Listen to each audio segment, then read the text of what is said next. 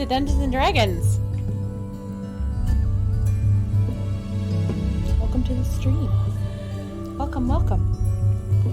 We are playing episode 3 of our adventure today, where our adventurers are deciding what to do after discovering some rings in a house that they have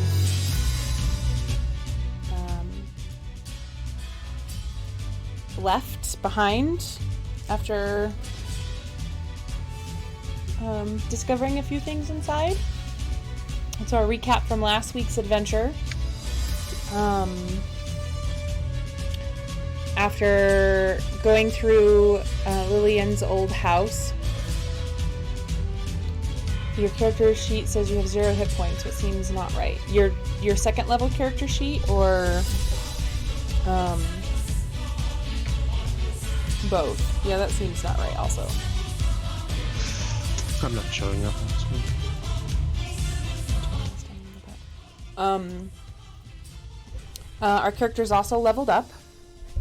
So we're also currently going through our character sheets within Fantasy Grounds and determining how best to proceed.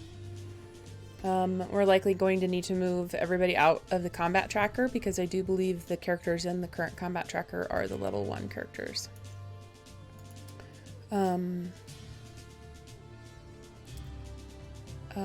Let's see. Inspiration 0. I show you as having 6 hit points.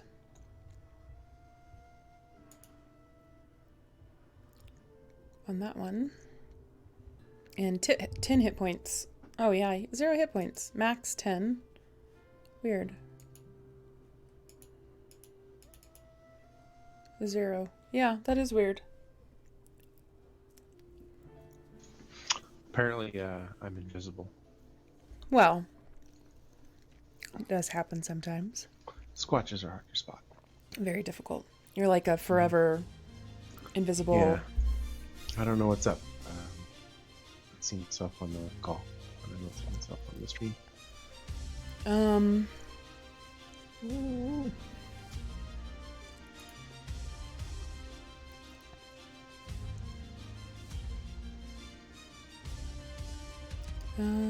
That is strange. Linnea. Give you a long rest.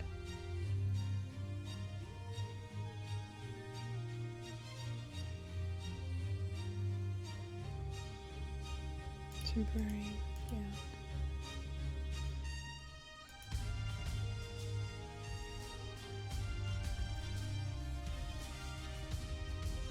Linnea's a zombie, yes.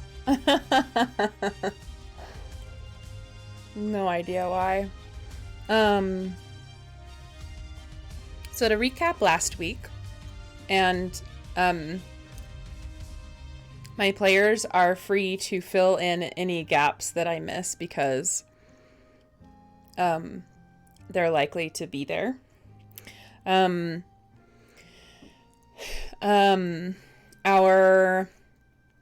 Our players left Hazel's inn and made their way. We split the party, which is always fun for a DM. Burwhisker went to where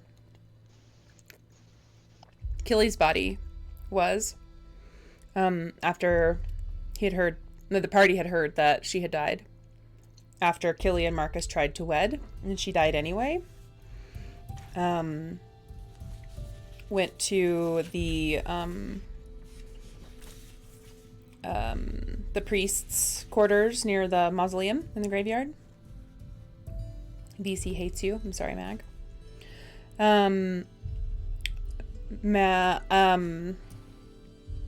Rothel went to the mausoleum. Heard some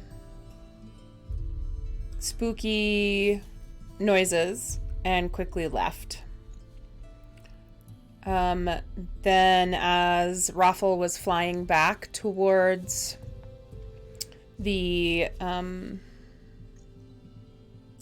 Lillian's house, Raffle saw Burwhisker and caught up with them, and they both went up to the haunted mansion where Lillian was known to live, and met up with Vern and Sapphire, and they were exploring the grounds where they had sort of discovered some interesting things, sounds coming from walls and other sort of interesting things. And they were able to find some petals and some vials of blood, and they found some rings.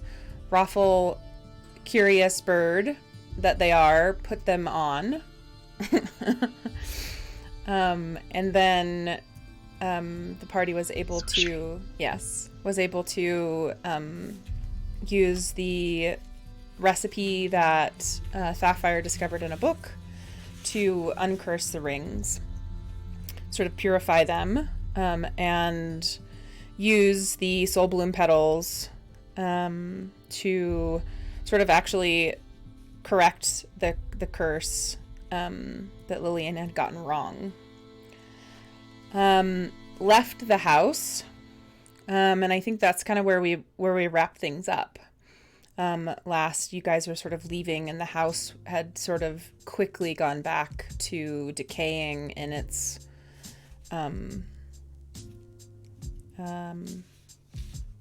normal state of decay, rather than its shortened or slowed state of decay. So, was that a sufficient recap?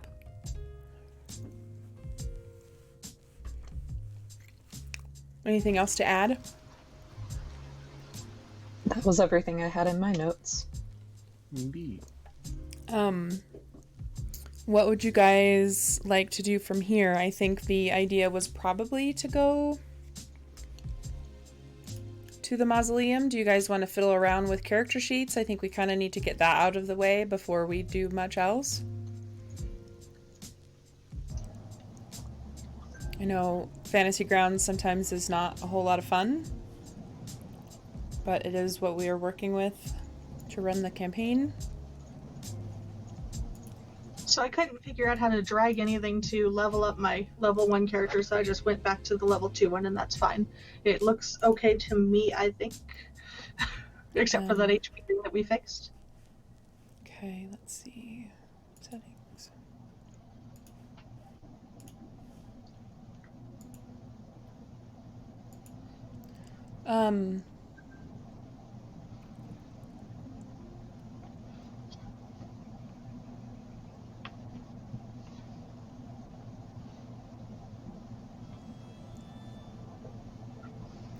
So I just hopefully added a little button to the side of your sheet, or your program, that should be classes or class that you should be able to click on, maybe, hopefully.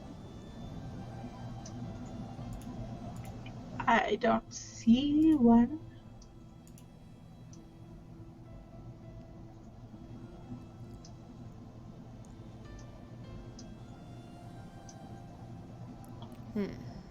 It's okay though, I don't mind working with the level 2 iteration that we've uploaded. Does the character sheet look correct for everybody else for level 2? Is it working for you, Looks good for me. Burwhisker? Yep. And if the numbers are wrong, I don't know, so...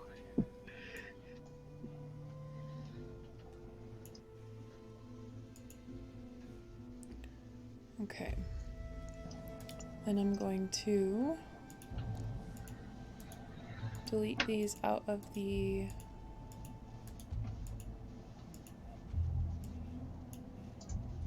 I don't know which... Okay, so this is... I know which one to drag in here for This one, I'm not sure which level 2 Burr Whisker. I'm guessing the one from up here.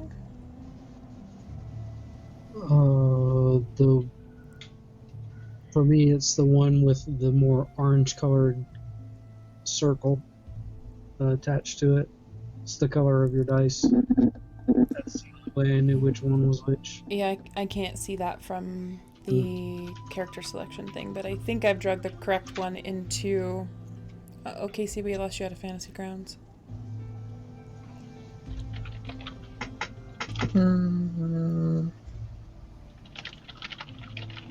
Well, It says we've lost you. We're waiting for reconnect, it says. I can try exiting out and reconnecting.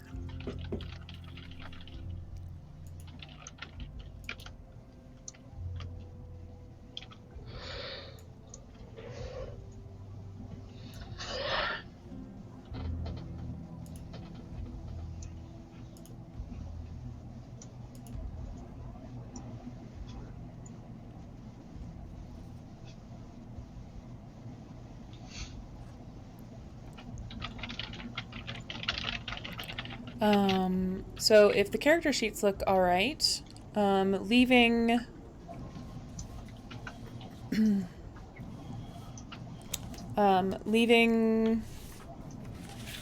Widower's Hill, as it's known to town, or how they've dubbed it.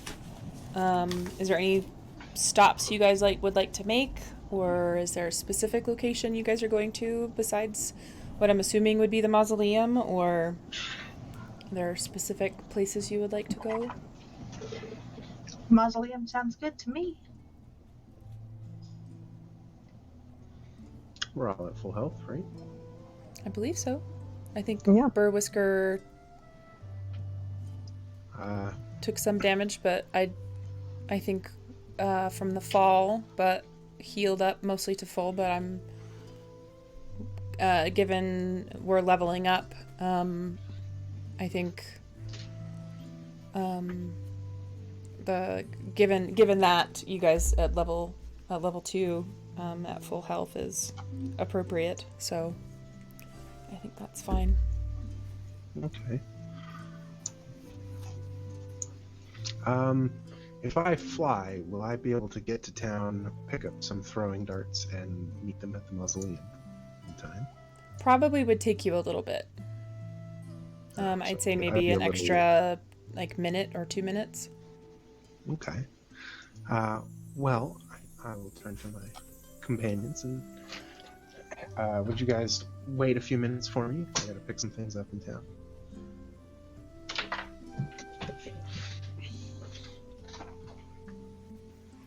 I don't mind waiting. Excellent. Alright. I guess I'll take off in search of some throwing darts.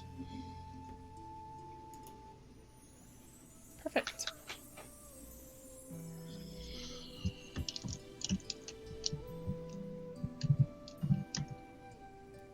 Am I reconnected? Yes, I on see you your end? reconnected. Yep. Okay.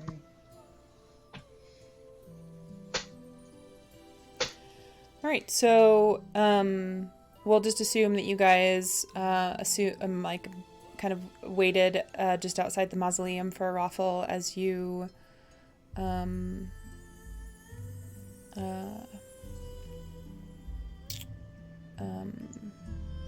approach the mausoleum. What we can do here on the map, as you guys kind of come upon it, I will drop I think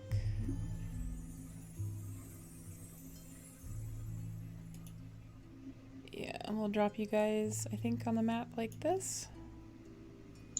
You see yourselves all on the map? Yes. There on the bottom. This would sort of be the way that most folks would likely approach this mausoleum, as there's a wooded area that surrounds it on all other sides. And from the rear is another entrance, but it's been sort of boarded off. So you're welcome to sort of arrange yourself in the direction or way that you feel is best that you might approach before we begin.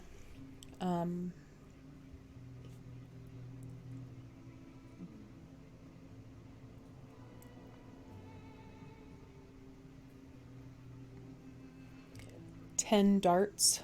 Okay.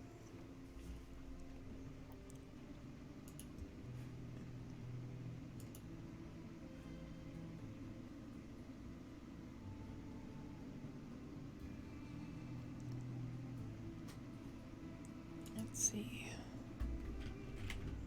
You're looking for like throwing ammunition? Yeah, they should just be D4s. Like they're just daggers that are easier to carry. Carry them in a small pouch. Sure.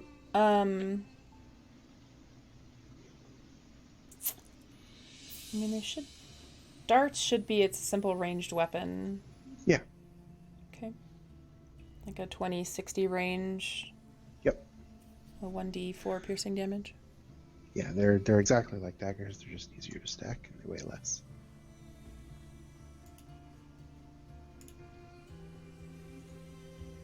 I can just add the attack to my sheet.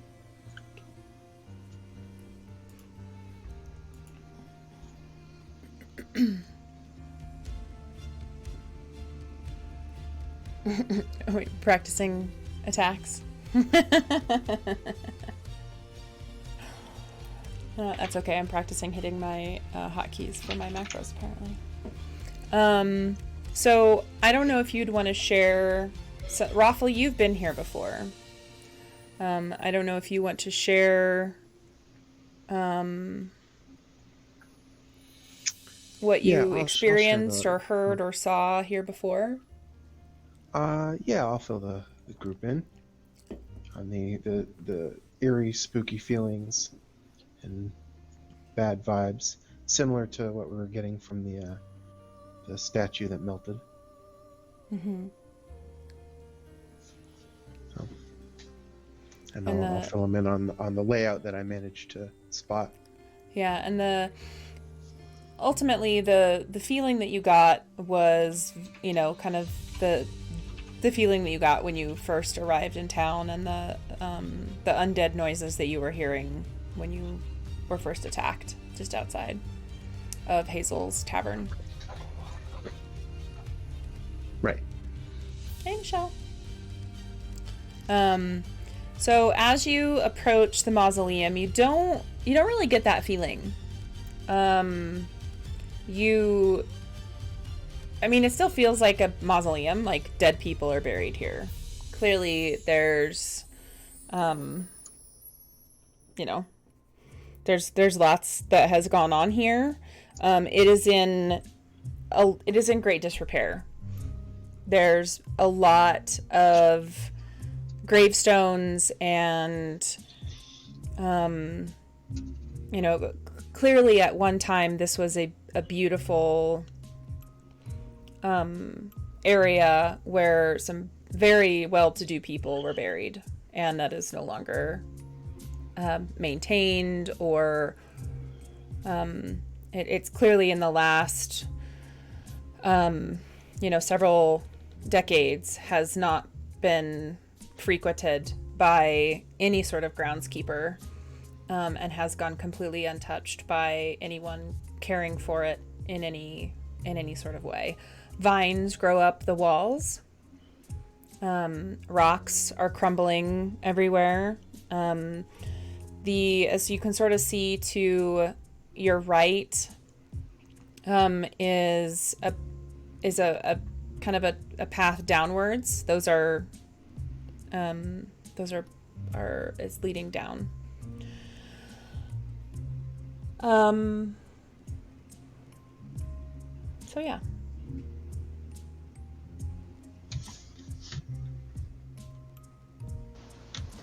Raffle, does this mausoleum look the same as it did when you came by here earlier? Or is there anything particularly different about it? I can't tell. So Raffle, you give me a perception check. Sure. Doop doop shoop. Skibbly doop. There it is. Wow.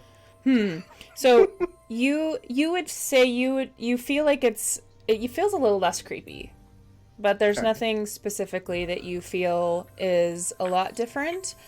So like I said, I can't tell. But I would say if you maybe go, I'm not going to tell you to go any further, but if you wanted to do more perception checks, if you continue inside, you might feel differently. I'm gonna start drifting towards where I heard the creepy undead noises from. And if anybody else would like to give me perception checks or would like to investigate, please let me know what you would like to do, or if you're feeling particularly inclined, or your character's feeling particularly inclined to do or feel anything in this area. I'm always inclined to investigate strange feelings. Mm-hmm. Yeah. And Vern, especially because of the porch situation at the last place, would be inclined to even see if the entrance is safe to go through. So it's definitely crumbly, full of vines and overgrown moss. You even feel like there are some of, and you in particular, Sapphire, see some of the soul bloom flowers from the book and from what you and Vern had done in Lillian's laboratory. You notice that there are more of those growing here in the graveyard, in the mausoleum as well. And Vern, as you're exploring, you notice that there's definitely kind of a creepy feeling, but you're not feeling like it's quite as like people in the town talked about this being haunted, like full on, like super creepy, like make your skin crawl haunted, and you really don't get that quite that sense. You're not sure why people were feeling like this was all that creepy. It's just a mausoleum. That's all you're really getting from this. I mean, maybe it's Burwhisker talking in your brain about how, it's just science. It's not, Give me a forward. Give me a perception. Hey, well, slow down there. Slow down there, Raffle. I need you back at the back where you started. There, okay, right? That's fine. From here, give me a perception check. That's good. You can't stop the bird from hopping. Oh, well, traps and things can stop you from hopping. Well, that's what I'm hopping for. Exactly. So off to your right, you kind of hear what you perceive to might be like crying, like soft sniffling. But then it sort of drifts away on the breeze. Up ahead of you down the hallway, you see like a light flickering of light all the way down the hallway on your left. So, okay. Coming from the left hallway. Let me give you a little pointer to where you kind of see.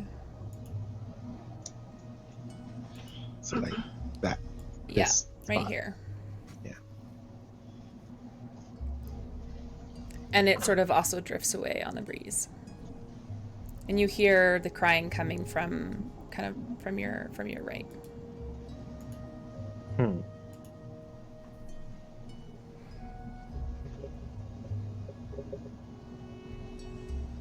I'm At the I'm gonna check for pressure plates and tripwires and stuff.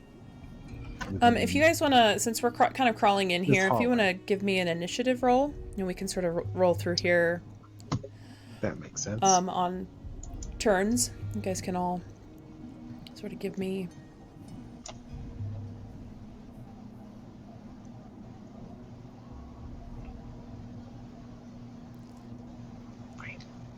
Perfect. So Raffle, since you're at the top of the initiative, we can go from your turn Perfect. now, and you can give me a...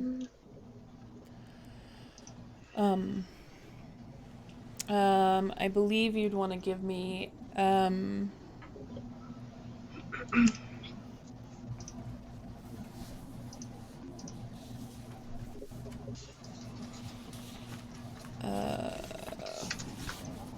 just another perception if you're looking for Yep. traps Yep. I'm of looking any for kind.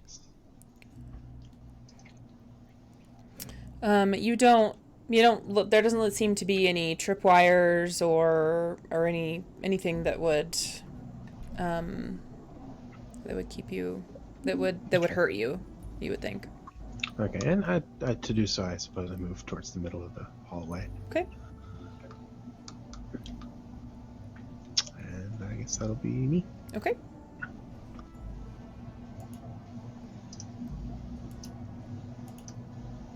Burwhisker, what would you like to do?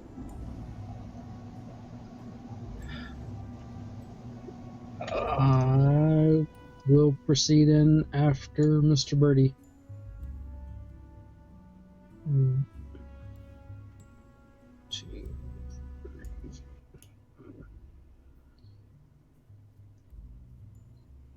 Having a hard time with the grid here. I know there's a grid drawn on there, and then there's the game grid underneath it, so it mostly just there for general space purposes. I have short legs. And this rubble out here would probably be considered difficult terrain. Well, I'll be out here for a while then. You could go off to the right. There's another entranceway over there that is not difficult terrain. No, this is good. That would be a double move. Okay.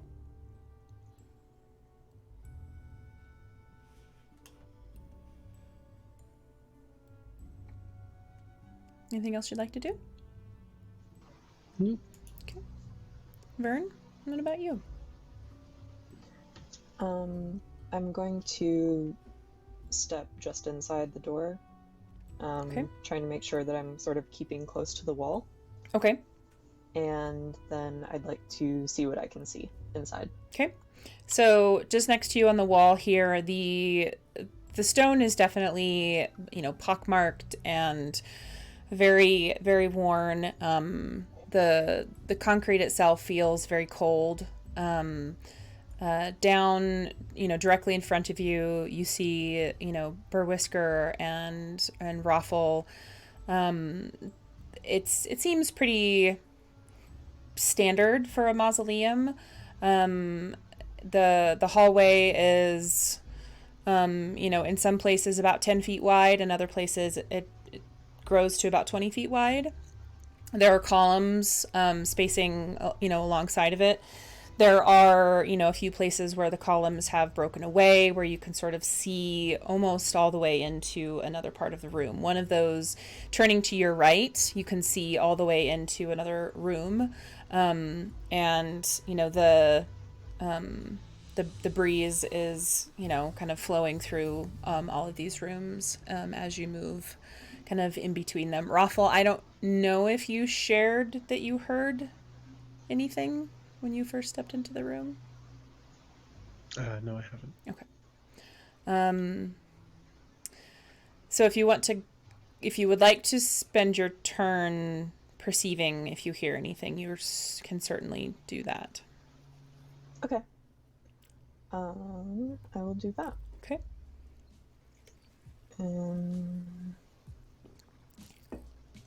There we go. So opening your ears, you don't hear much else.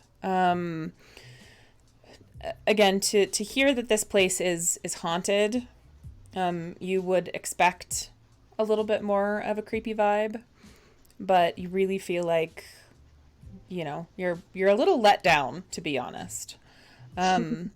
You would hope something more for like a tale or a story. I mean, you yourself, as kind of a masterful storyteller and someone who loves music, would hope for something a little bit more dramatic. But there's definitely a lack of drama. It's just kind of blah. You also see the soul blooms sort of growing around the entrance as you stepped over. Which is, interesting, and, confirms, obviously that Lillian is, has or is living here or haunting this place. But, not much beyond, that so far as to her presence. Okay. You do still have probably another 3 spaces if you wanted to move. Okay. Let's go right there. Okay. Sapphire, what would you like to do? I guess I will also sneak right inside here. And could I use my special magic checking senses to check for any magical influence? You would like to detect magic and see if you feel like there's magical things happening here? Yes, please. Absolutely. Would that be an Arcana check? Oh, you don't want to use a spell. You just want to I just see. want to perceive. So you. I don't think I have a spell for that. Not yet, probably. I think that's a level 3 spell. So in order to do that, you would need to do something. You would need to target something specifically, as in, yes, Raffle. You would need to say, I would like to check the soul blooms, or I would like to look at the pillars, or I would like to look at the rocks, or look at something specifically, and do the Arcana check. Well, maybe I should check those soul blooms. They seem like a valid source of checking things. Yes. That is a good idea. They are definitely very magical. As you know from the hours that you spent in Lillian's laboratory, poring over the book that she wrote in trying to bring about that spell, and uncursing the rings that she was trying to use to bind her and Marcus forever. There's definitely definitely a sense of magic about them. They definitely have a sense of magic to them. You would imagine spending a little bit more time with them. You would probably find some interesting things about them. You're pretty sure they're of a more evil magic than anything else, a necromantic magic, you're pretty sure. One that you're sure that if you spent a little bit time of researching, would lead you to some pretty awful concoctions. And of course, I'll turn and tell everybody what I've just sensed from the flowers. These things are not good. Bad magic here. Bad magic. No touchy. Make spicy. Do not eat the flowers. Do not. Yeah. Maybe not. Maybe not eat these. Yeah. Maybe not. Unless you want to make your tongue black, and that's a fun party trick. But maybe that's all. All right. Anything else you'd like to do, Sapphire? Sounds good so far. Okay. Raffle? well, besides have correct HP at some point. We can fix that. Yeah. Yeah, 30 hit points at level 2 is a little high. Yeah, it's a bit much. No, I think it should be 16.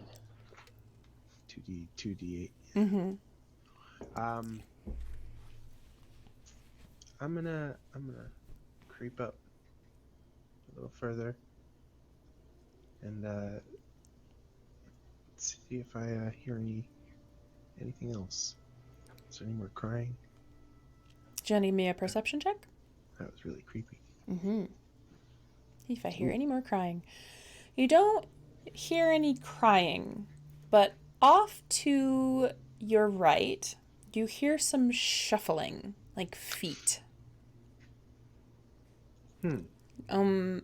Like, you know, when you're really tired in the morning and you haven't had your coffee or tea yet, and you're just waking up out of bed, and your feet don't really leave the ground yet, and they're just sort of shuffling along the ground. That's what this sounds like. Infinitely curious. Ruffle is going to call out. Hello? Is anyone there? Oh boy. Okay. Okay.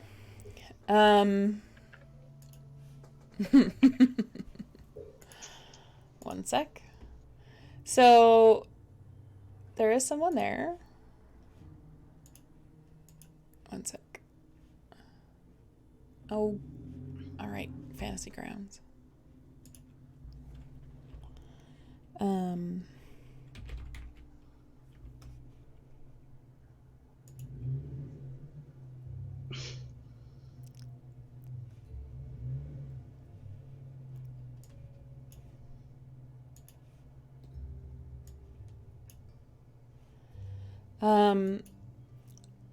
So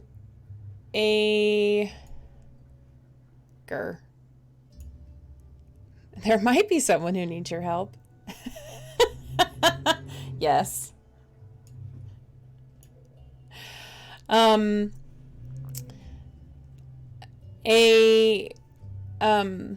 know, the shuffling stops when you say this. And you hear sort of a low moan. And then it stops. I get that a lot. I'm sure you do.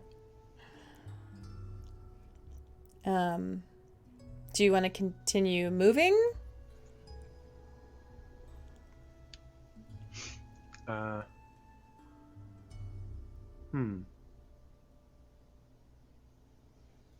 I'm gonna take out a dagger. Okay. And move up, like, next to here. Okay. Ready to stab anything that comes around the corner. So you want to ready in action? Yeah. Okay. I guess I'll ready a stab. Good old sneak a stab. Okay. Dr. Burr Whisker, it's your turn. What would you like to do?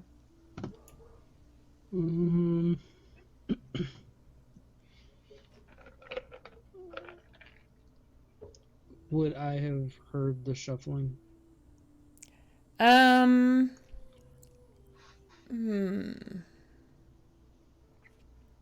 It doesn't matter much. I'll still be following the bird. But from the... I don't think so. It's pretty low shuffling. I mean, it's pretty quiet, and it was coming from pretty far away, so... For the stream, at least, Ruffle is off the map. Oh, I can fix that.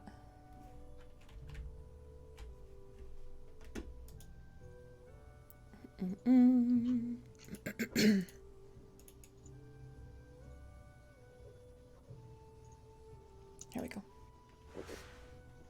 Thanks for the heads up. Mm-hmm. I'm a rebel. It's true, you are.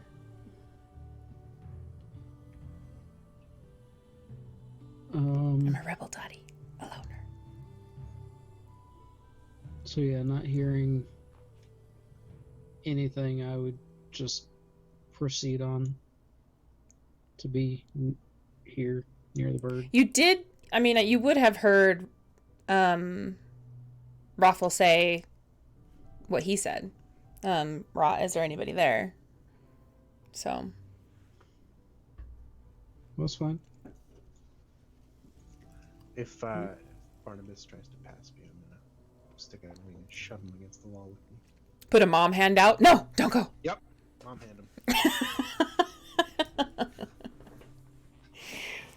No, I haven't heard anything, so I wouldn't be inclined to move beyond this point without cause. Okay. No, stop. So that was your movement. Did you want to perceive or make a double movement or? To get there, it would have been a movement and a half, basically. So. Okay. I'm good. All right. Vern, what would you like to do? Well, now that Raffle has given away our position, in my eyes. You're like, audible eye roll, like, ugh. Yeah. I'm going to try to stealth along the wall and basically be as invisible as possible. Captain. If I can. Incoming message. Hey, Heal Blast. So... Cool. Cool. Good. In any case, I'm going to move. Okay. And I think that I'll just do a double movement. Okay. So 5, 10, 15, 20... Well, actually, no. Because this is not considered difficult terrain anymore once inside, is it? Once you're beyond that threshold, it's not difficult terrain. Just over those rocks right there at the bottom, right in that entranceway. So, yeah, beyond that, you're fine. Okay, so I'm just going to do one movement then. Okay. And then can I perceive? Absolutely. Yeah, if you wanted to give me a perception check for just to, kind of tune in to what's going on. Yeah. Wow.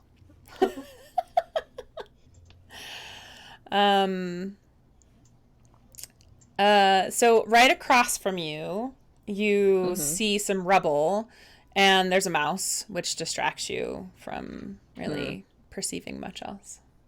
That makes sense. Cool. That's it for me. Sapphire, what would you like to do? Well, I guess I will move up and just kind of join people. I'm not really sure how far this is. 5, 10, 15, 20, 25, 30. So that's a little bit more than one move. So I could just make it almost a double and just kind of catch up here, I guess. Sure. Yep. All right. Raffle, what would you like to do? Survive this encounter. I mean, sure. I'm gonna take out the mirror from my thieves' tool and peek around the corner with as much stealth as possible.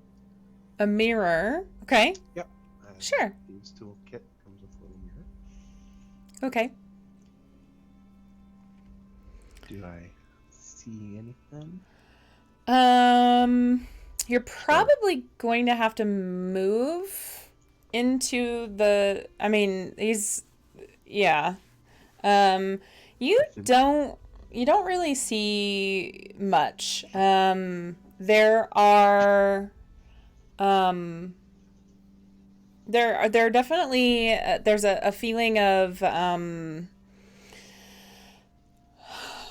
a little more creepy, like your feathers are kind of prickly standing here in this area, but your mirror is not showing you anything, no.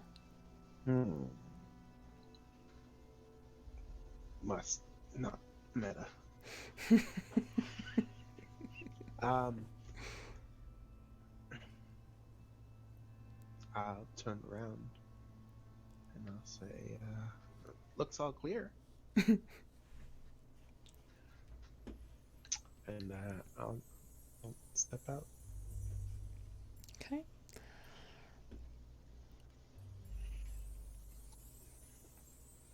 And I think, is there anything out there? Put that to the left. Nope. Nope. It's all clear. Yep, all clear. Okay. Come on, guys, this way. So as you move down the hallway here, you see more small rooms where there would have otherwise been fairly nice tombs and, places of rest for families. Gravestones have just rotted away. Gravestones and everything have just completely disintegrated. No names to be found. No. I mean, you could definitely look to see if you wanted to do a perception to see if you see any names, but it's just in utter, just absolute, almost as though I probably wouldn't think it would be worth it. It'd be worth the time, yeah. It seems as though it's almost as though someone has gone through and purposefully destroyed a lot of what's in this mausoleum. And I could tell that. Yeah, I mean it's pretty obvious as much disrepair as this mausoleum is. It's clear that it's not just from age. Now, would I be able to tell if it's destroyed recently? I mean, you can certainly give me another perception, but just from you guys having been here, it's yeah. I mean that's a pretty good perception check. It's very obvious that there has been no living creature here for the last probably 40 or 50 years. The damage done to these it's not necessarily recent, but it's been persistent. Gotcha.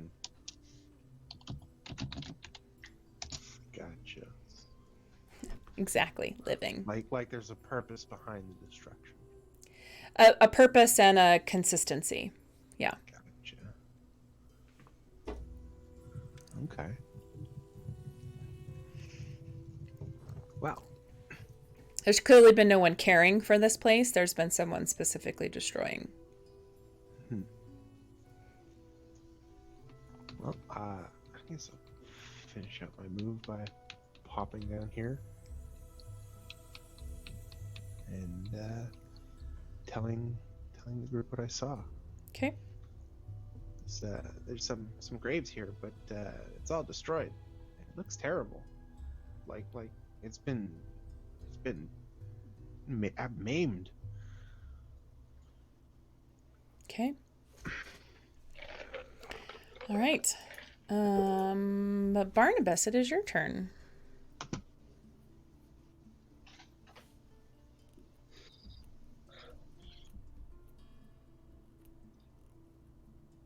Why are we here again? Are you asking the party this, or are you asking... Yeah, I guess. Okay. It's general inquiry. I mean, the clues from the house led us here, but I mean, what are we trying to accomplish? So I'll tell you from what the townsfolk had said is the mausoleum is also known to be haunted by Lillian as well.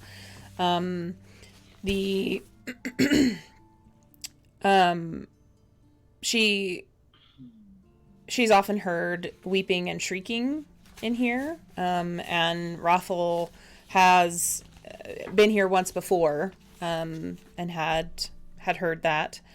And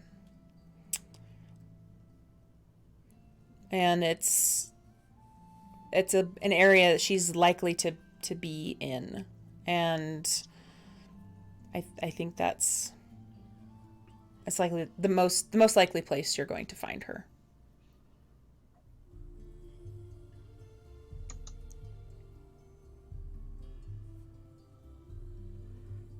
Well, I don't believe in haunting, so I will give it a good solid listen. Okay. Very nice. Off to your right, around the corner from where Raffle is standing, you not necessarily hear anything, but you definitely sense something.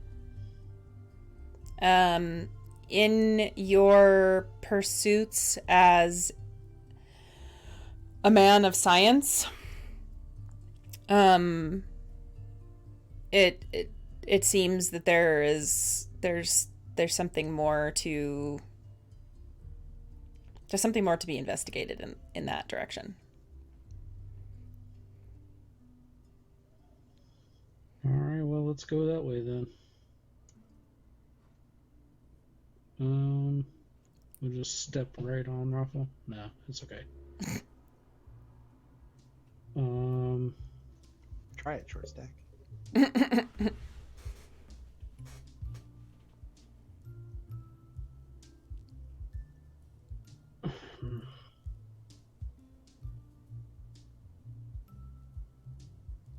All right. I mean, given my... Unless there's anything to prevent me, I'm going to continue moving. Mm-hmm. So... Nope. Nothing currently preventing you from moving. 2, 3, 4. That's about as far as I can get. Okay. I like how we're all just expecting disaster around every corner. I mean, that's most likely. So will you show me how you moved there, please?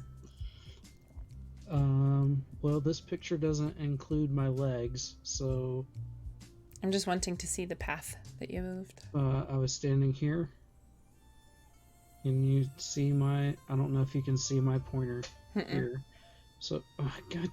Oh, this program sucks. It does a little bit. I was standing here. You can see that, right? Yes. And I moved 1, 2, 3, 4... Stop. See? So, as you move into this space, you suddenly feel extraordinarily cold. Meh. And a specter is in your space. And it attacks you.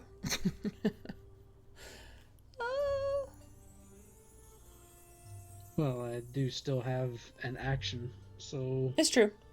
And you can continue to move, but it will attack you, so. If you wanted to move into that space, but.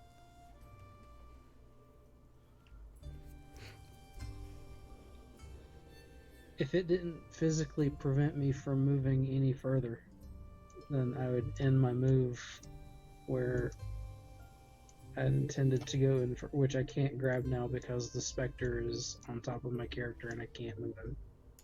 Okay. Now, do it. So I should be there. Okay. The attention is back through this spot that I walked through. Mm-hmm. Oh, my goodness.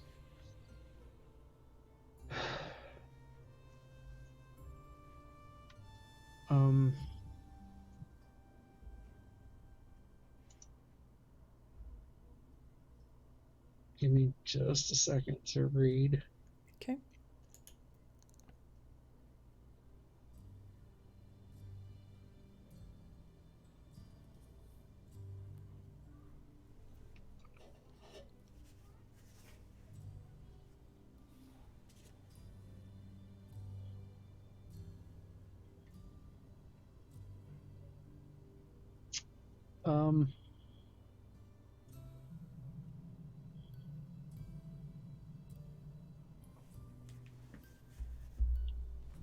Passing through the space and getting the... I can now see this thing, this Yes, the specter. apparition. Mm-hmm.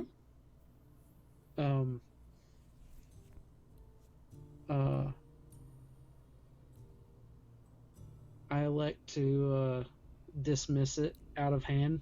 Okay. And check my timepiece, Okay. which is considered my holy symbol. And we will, in effect, be turning this. Okay. So you'll need to make a wisdom saving throw. And if he fails, then for a minute he has to move away from me. Okay. I'm gonna play Pass the Spectre. Pass the specter. That's always a fun game. It's one of my favorites.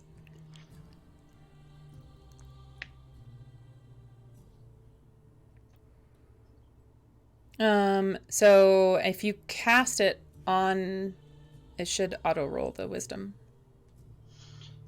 Yeah. Let's see if I can make it do this thing, because who the fuck knows?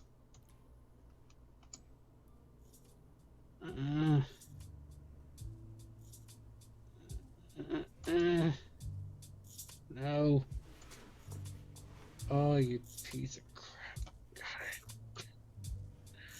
Oh my goodness. Oh, stupid thing.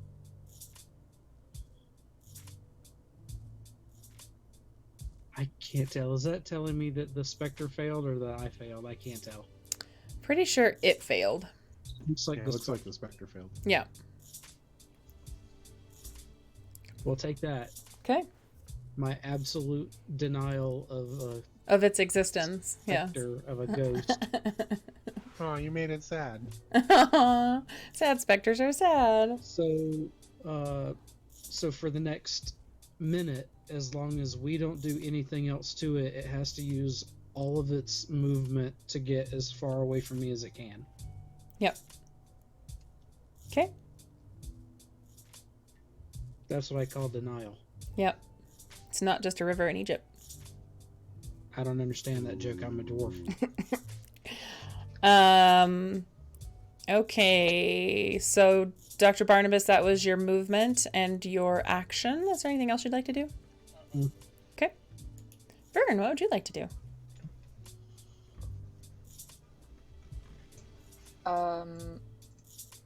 Presumably, I have no idea what's going on around the corner. I mean, you And could definitely hear some, voices and some Okay. undead noises, and now the specter is, sad. But other than that, I don't think you'd hear much else.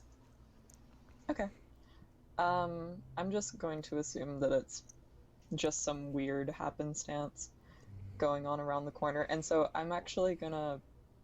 It's gonna start fleeing to the hallway. You'll see it pass in front of the doorway in just a sec here. So Oh, okay. it would I start was moving in front of the actually- doorway. You would see it because this all pretty much is happening in exact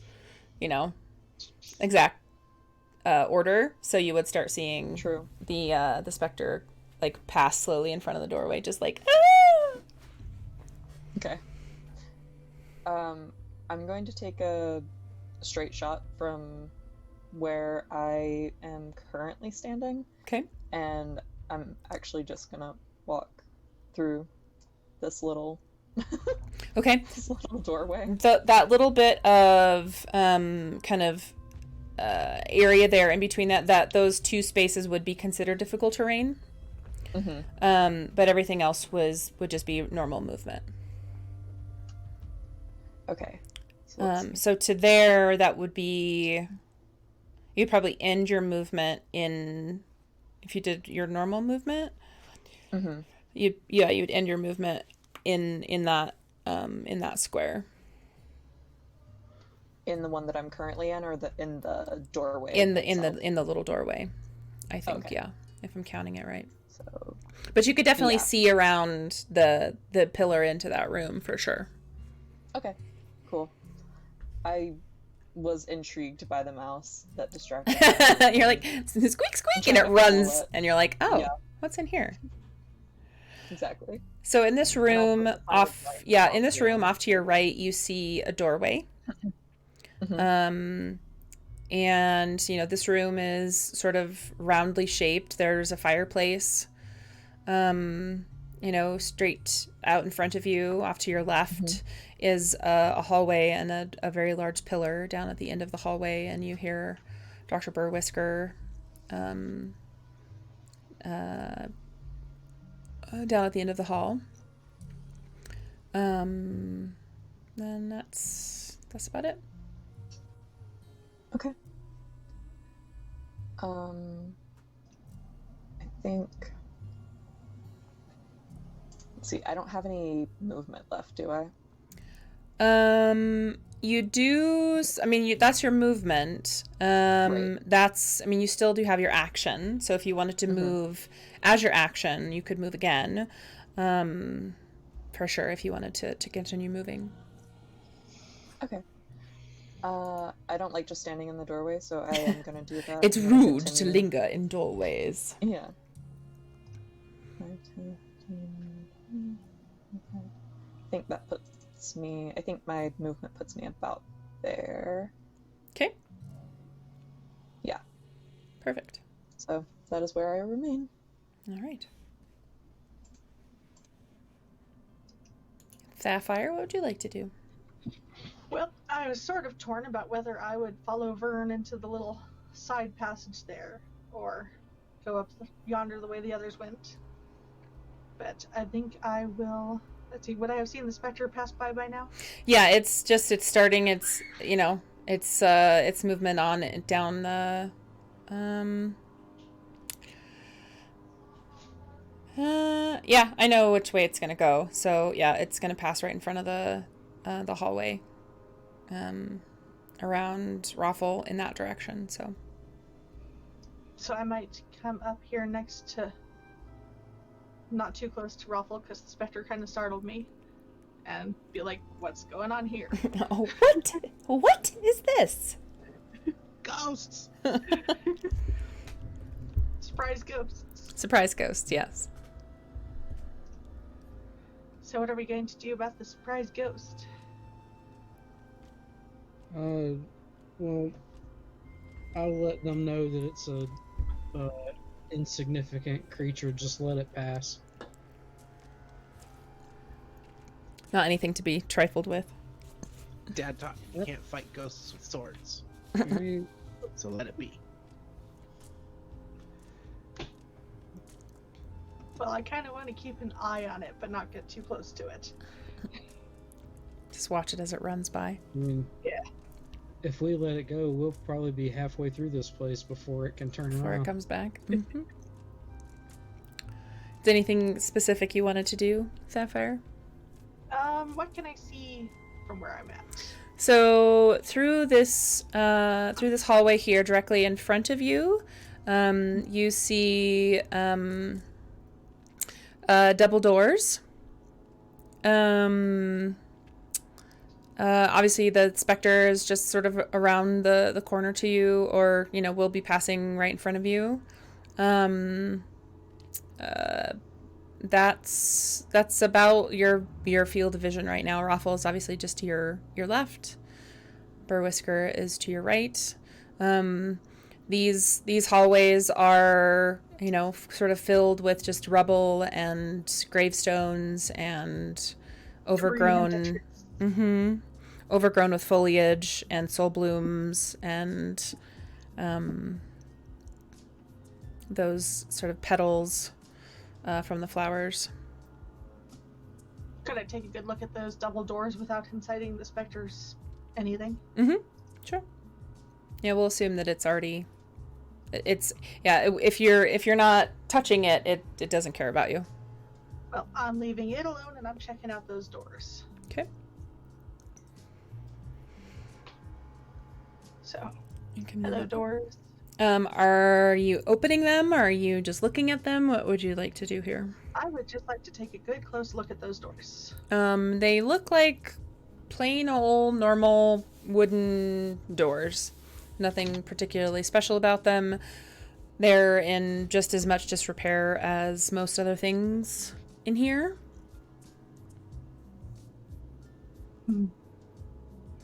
Guys, what do you think? Should I open the door?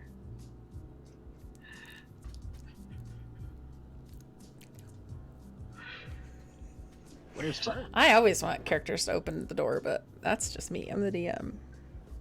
Fern went to check out that other path. Yeah, I was gonna say I probably can't hear you. Or if I do, it's faint.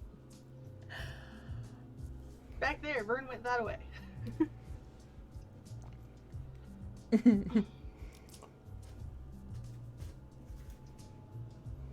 Should we wait until Vern comes to open the doors?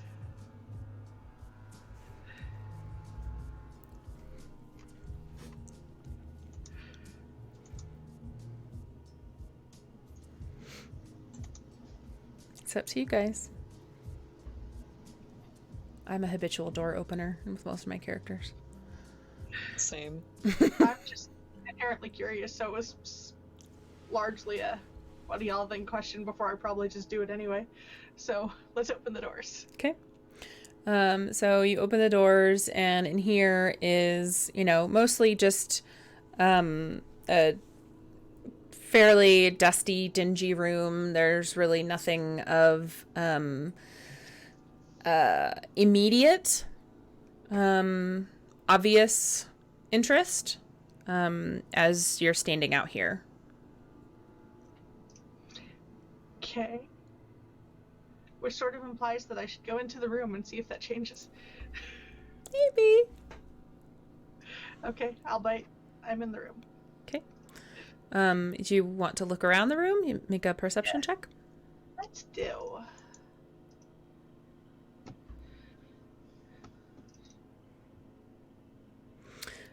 So off to your right in the corner, you notice there is a sort of rolled up piece of paper that looks like a spell scroll.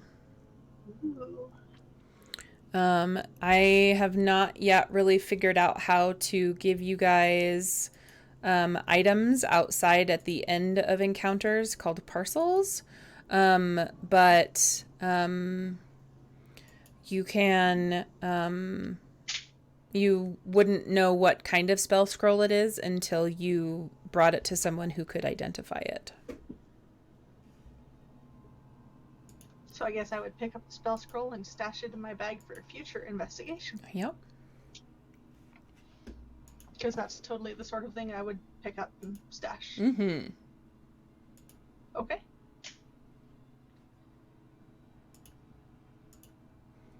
All right. And we'll move on to Raffle. What would you like to do? I'm gonna make a mad dash search for Vern over this way, because I lost sight of Vern.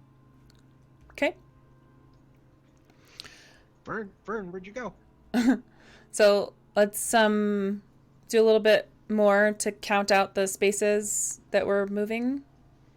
Yep. I should be able to get to here with a dash. With the double movement? Okay. Yep. Yep. So, in here, Vern followed a squeaky mouse through a crumbling doorway. In this room, you see a fireplace, sort of a rounded room.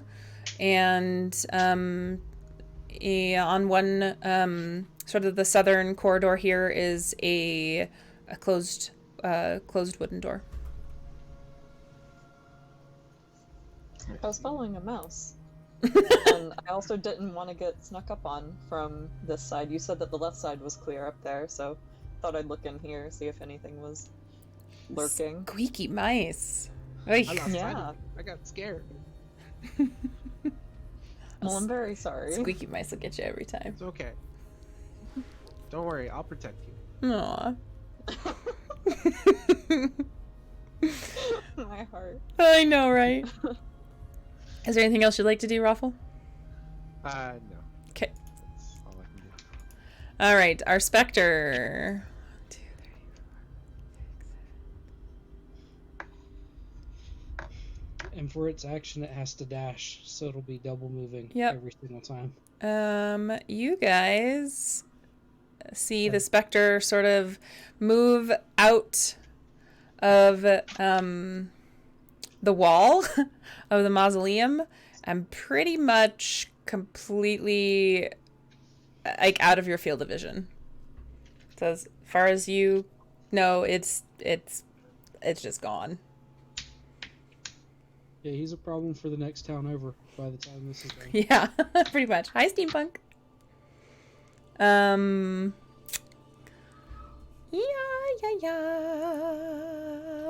Burr Whisker, what would you like to do? Well, it seems a problem solved. Let's go home. That was not Lillian. I don't know this. Okay.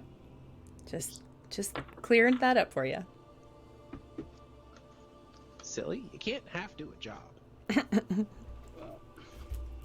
Since Ruffle has gone this way to keep his eyes on one of the other adventurers.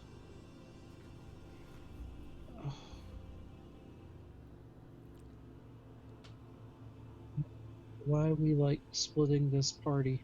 Every time.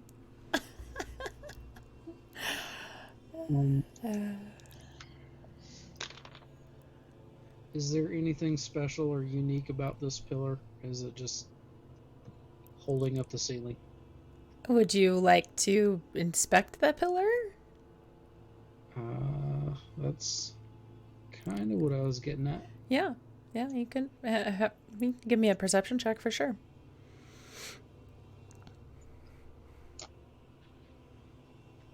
You don't notice anything especially special about the pillar, but you also notice a mouse sort of squeaking off in the distance, far off to your right, and a little gleam of light sort of catches your eye.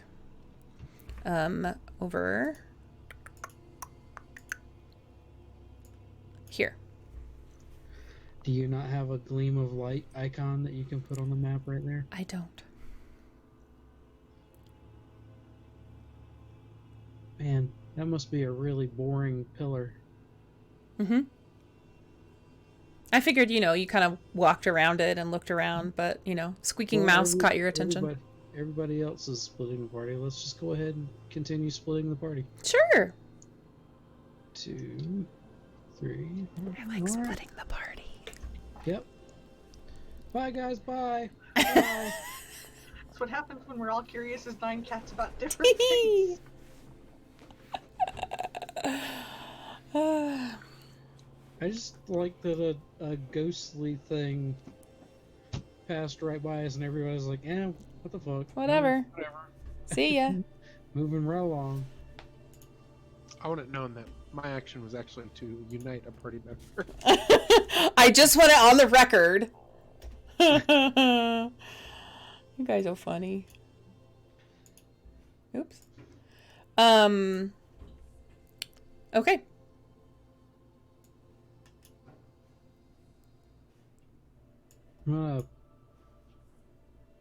As a non-action, pick up a rock and throw it at the gleaming object.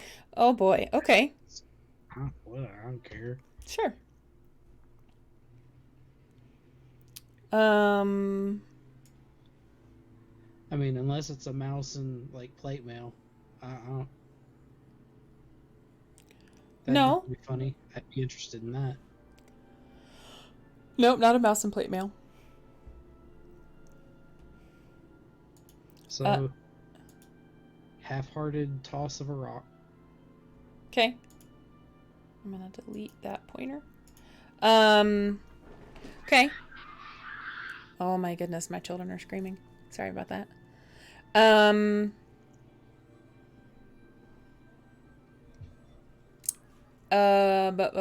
what was I gonna say? The mouse kind of squeaks away. There's not much else that the rock does, but makes the mouse run a little faster.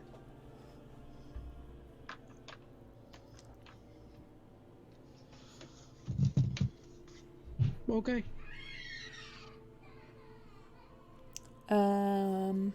Is there anything else you'd like to do? Nope. Okay. That is all I can do. Vern, what would you like to do? Ruffle, where's Sapphire? She's up at the end of the hallway with the short one. Well, I guess I'll head that way. Okay, I'll come with. Okay.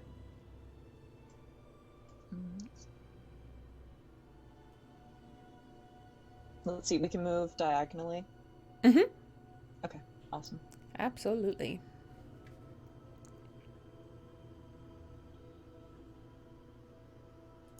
Okay, so I'm going to dash then. So I'll double my movement. Okay. I think I counted that correctly. Okay. And that is what I will do with my turn. All right. Perfect. Sapphire, what would you like to do? Well, let's see. I will look out the door and see Vern standing there, I suppose, and come on over here to join Vern and say, Vern, look at this scroll I found. What does it say? Can you read it? I don't know, but I can probably figure it out later. Awesome. Guess we'll keep it for now. Yep. It's a good find. It was in that room up there. I didn't see anything else in there, but that's what there was. Huh. Just a scroll in an empty room? Really dusty room. Oh, there's dust in it. Okay, got it. Dust and scroll, yes. Dust and a scroll. Checks out. Yeah. That makes And then sense to me. I guess we'll see Dr. Burwhisker off to the side over there. Look, there's Dr. Burwhisker. I wonder what he's found. A mouse. Who knows? A mouse. Yes. Hey, I saw that mouse. I wonder what the mouse is doing. Running from rocks being thrown at it, I think. Yeah, Hmm. maybe so. Should we maybe go over there by him? Mouse. I threw a rock at the shiny thing. Oh, at the shining light, yeah. By the mouse. But that made the the mouse mouse run didn't- faster. Mouse didn't do anything to me. Yet. Yet. But the mouse doesn't know you didn't throw the rock at the mouse. Yes. Because mice, not very smart. Not very smart. So you had maybe, what, 1, 2, 3, 4? You probably have one more space of movement left and an action still left. If you wanted to perceive anything or search around more or move more towards Dr. Burwhisker or I think I could move enough to get here. continue splitting the party and go in the other direction, that's fine also. I didn't really like splitting the party. I just got curious about the room. I love it when you guys split the party. So much fun for me. So I think I've got enough movement left to end up there. So I can at least, start reuniting some of us for now. Until something else catches everybody's attention and we all hair off. Yep. Perfect. Okay.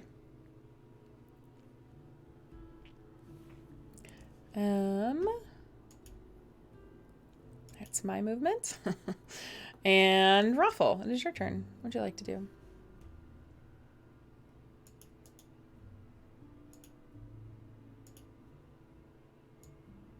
I will scoot my butt up to Mr. Barnabas.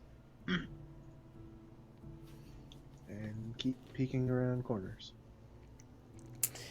So you notice up through here is an area that has definitely seen better days. This whole area has befallen some great destruction. The walls have come down. What appear to be used to be a full complete wall are now completely raised down to maybe like a 2.5, maybe 3 foot wall.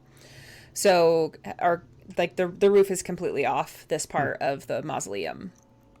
So, though I would say you'd still want to be very careful, from this part of the map outwards, about 30 feet, you could fly Raffle, but it still would be very hard in to land. From here out, to land also would be what I would say is also difficult terrain, and you would need to make an acrobatics check to land, just because the ground is so there's so much rock and so much rubble, so much overgrown foliage, so many gravestones, so much destruction. It's just an absolute mess. So moving through this area, anywhere from here out, this is all difficult terrain, and this area is just a mess. It's just an absolute mess.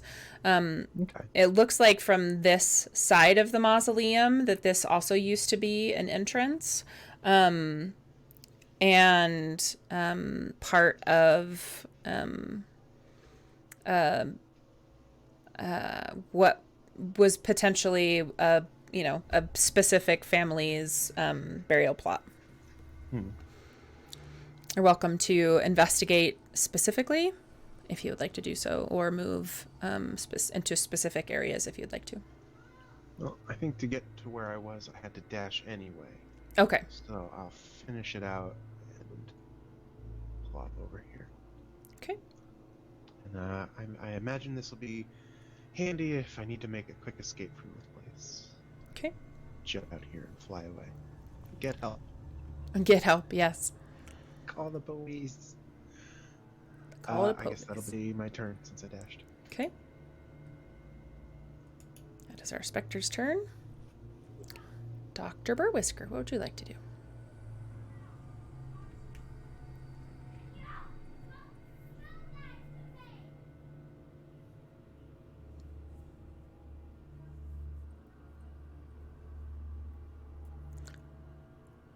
You're muted still, by the way. I'm going to move towards the shiny bit.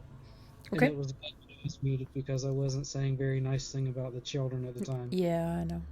I'm going to go out and have a bathroom break here in just a sec and remind them of their oath to me on Saturdays.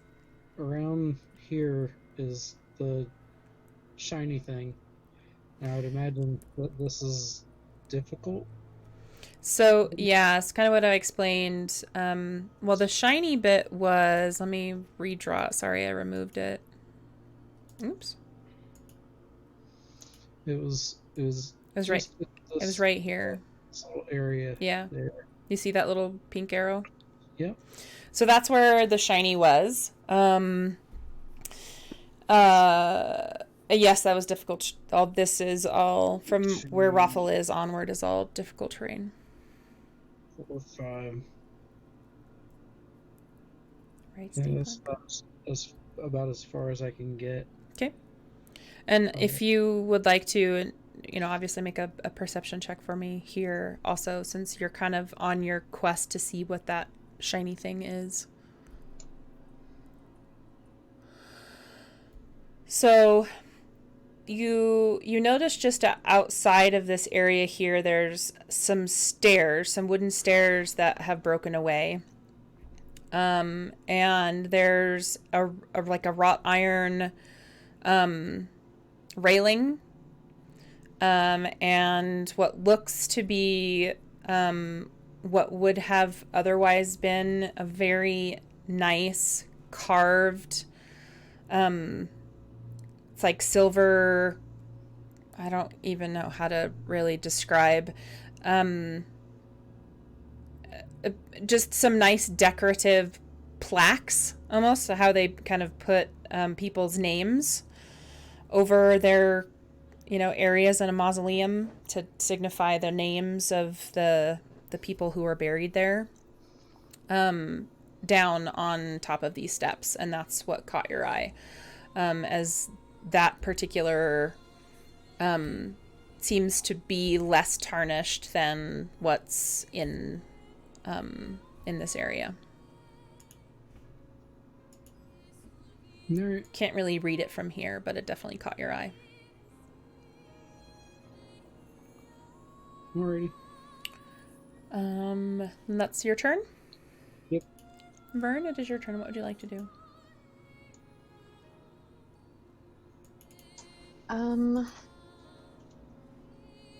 I.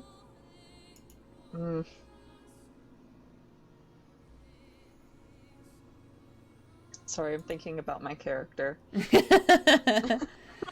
As you should. I know what Casey wants to do. But what would Vern want to do? Vern would want to go back and investigate the little wooden door in the room that the fireplace was in. Now that Vern knows where everyone is and they're all safe. Yeah. So I am going to do that. Let's see. 25. That's 30. And then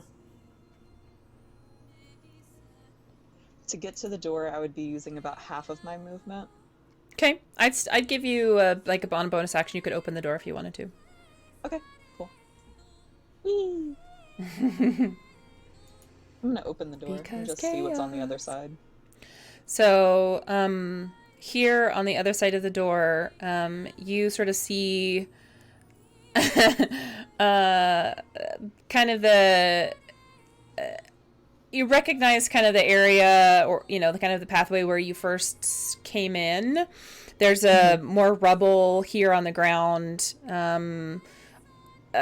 peeking around the doorway a bit. To your left, you see kind of another area, or another sort of kind of narrowish hallway, and what looks to be sort of a large staircase downwards. Okay. Cool. That'll be it. Okay. Sapphire, what would you like to do? Having noticed that I'm standing here in between like everybody now going different ways again.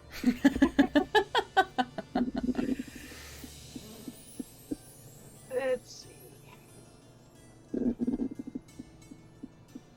I think I will go on over here and see what Raffle and Dr. Burwhisker are looking at. So yeah, in this room, all of the walls have been completely destroyed into rubble on the grounds. Makes it really hard to walk on. The foliage is super overgrown. Down directly in front of you is a wrecked staircase with some wood stairs that have been completely destroyed. Well, those stairs won't get us anywhere. No. So then if I look, can I even turn myself?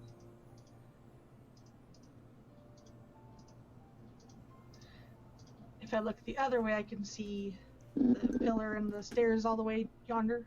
Mm-hmm. Yeah, you can see there's a large rectangular pillar down a hallway.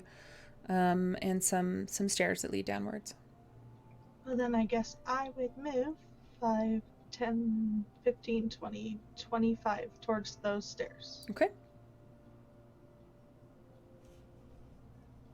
Which pretty much runs me out of things to do. Oops. Okay. Raffle, it is your turn. Well, I mean, you know what I have to go do. Mm-hmm. I gotta go find it.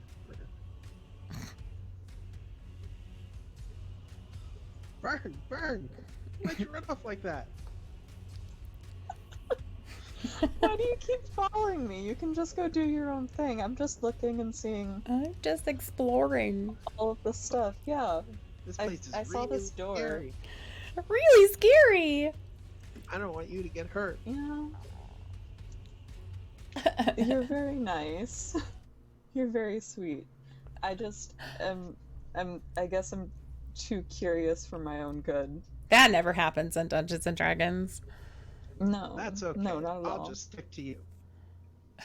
All right. Like glue. Your Oh. funeral. I mean, there is that. And I think that's another dash to get there. So Okay. All right, that's our Spectre's turn, who is off like crazy in some other town, causing people to as it runs through. Dr. Burwhisker, what would you like to do?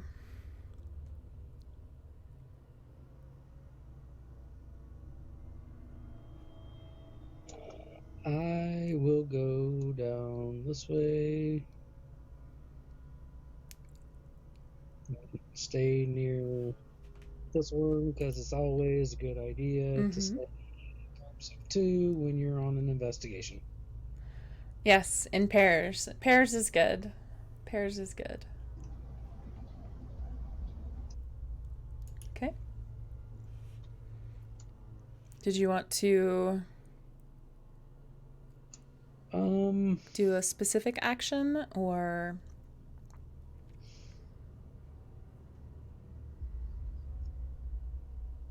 Yeah, I don't know.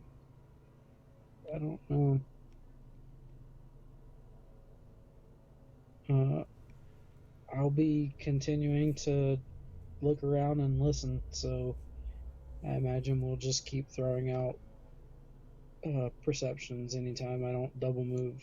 Okay. Off to your left, you see a particularly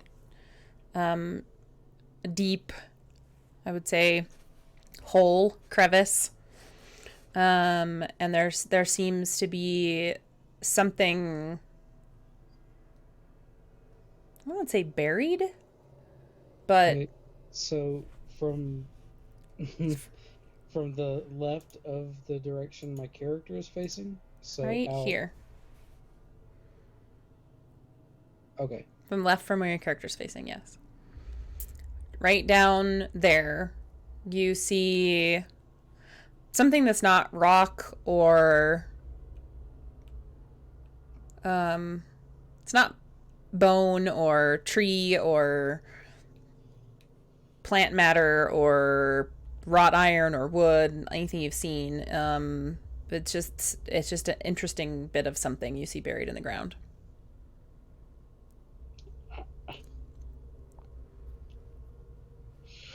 If you rolled better, I could have given you more, but you rolled at least an 11, so I'm giving you that. I mean, it's a collapsing mausoleum. Everything I'm looking at should probably be that. So, yeah, that's it for me. Okay. Vern, it's your turn. What would you like to do? I am going to step through the door and make my way toward the staircase Okay. that I saw. So let's see. It's gonna be, if I can grab my character. There we go.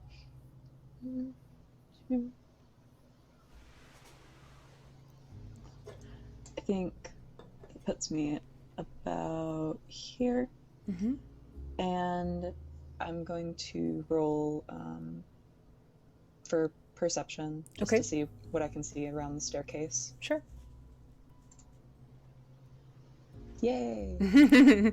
So the staircase doesn't seem to I mean, it's a stone staircase. Doesn't seem to be in particular awful disrepair. You would imagine it's safe to descend, and as far as you can tell, it doesn't appear to be trapped or yeah, that's yeah. Okay, cool. Sapphire, what would you like to do? I'm still, being curious. So I will head on down here. 10, 15, 20, 25, I think. Which puts me where I can see the staircase and see Vern. Hi, Vern. Oh no, you're a reunited party. What's this? I don't know what to do with you guys now. It's a creepy staircase. It is a creepy staircase. Oh, Vern, should we go down the stairs? Yeah, I don't see why not. It seems pretty safe. They're stone, so. And if it's dark, I can always find something to light our way. I have a light spell. Me too. Well, you all can. You have. I think everybody. Ruffle, do you have dark vision? I do not. Yeah, so the only one of you that can't see in the dark is Ruffle. So you guys would be used to sort of seeing in the dark. But once Ruffle comes, we'll probably want some sort of light. You would want a torch or a light spell. Well, I guess I'm going down the stairs. Okay, so each 5-foot increment of stairs would be considered 2 of your movement. Okay. To climb stairs, as it were. Are they down? They're going downstairs, though, right? Yes. So I don't know where I'd wind up, but I'm going downstairs. You would be going to. I will point you to this room.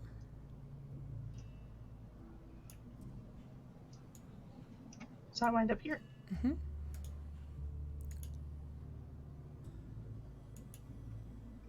Cool.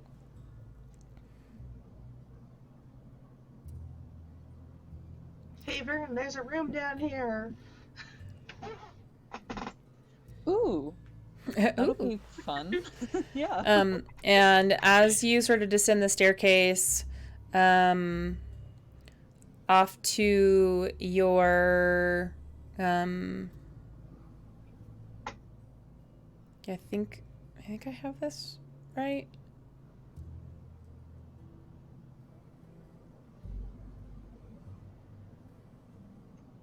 Wait. No, sorry. You would be here, Cool. I think. No.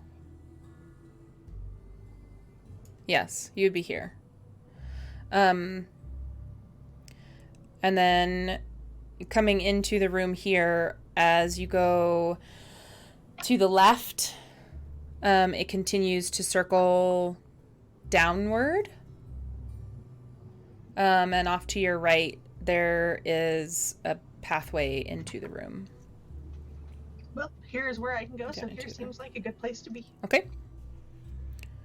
That's what you see as you enter the room. Okay.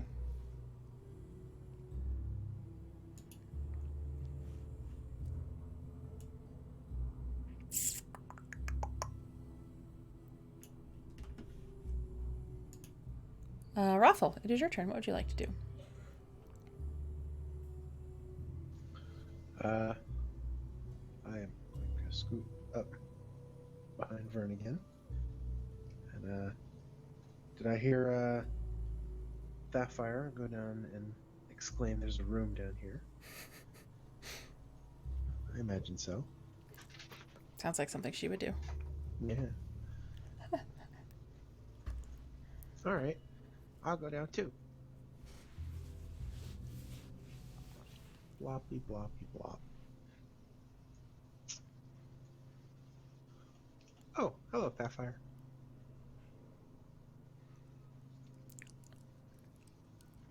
Okay. That was double movement. Okay, that's our Spectre's turn, who's off terrifying people in the next town over. Dr. Burwhisker.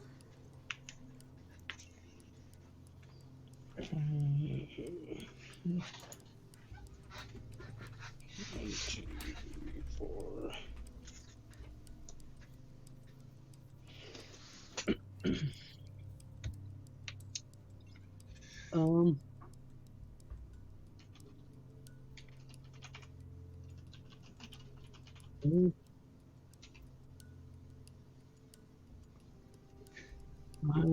I think I will hang out here for now, cause yeah.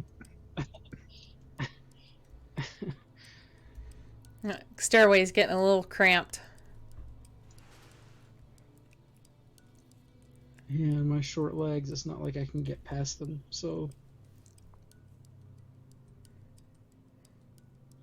So yeah. I will prepare to be amazed. Okay. Vern, your turn. What would you like to do? I'm gonna follow them down the stairs. Do a deep Staircase. Okay. Crowdedness be damned. Mm-hmm. So let's see. You said that one like 5-foot block of this square would essentially be like 10 feet of travel. Correct. Going downstairs is like using one 5-foot square is 10 feet of your movement. Like climbing a ladder or going downstairs is like difficult terrain. Okay, I'm gonna use double movement so that I sort of come out a little bit beyond where the stairs, because I think 30 would put me here. Okay. If I counted correctly, Mm-hmm. and then 10. So I'll be roughly there. And yeah, just waiting. Okay. Yeah, so off to one side, off to your left, you see a staircase that continues downward. And then off to your right, you see sort of a corridor that circles around into more of the room. Okay. Okay. Sapphire, what would you like to do? Well, I want to check out this room that we are finding ourselves in before we think about the more stairs. Okay. Give me a perception check.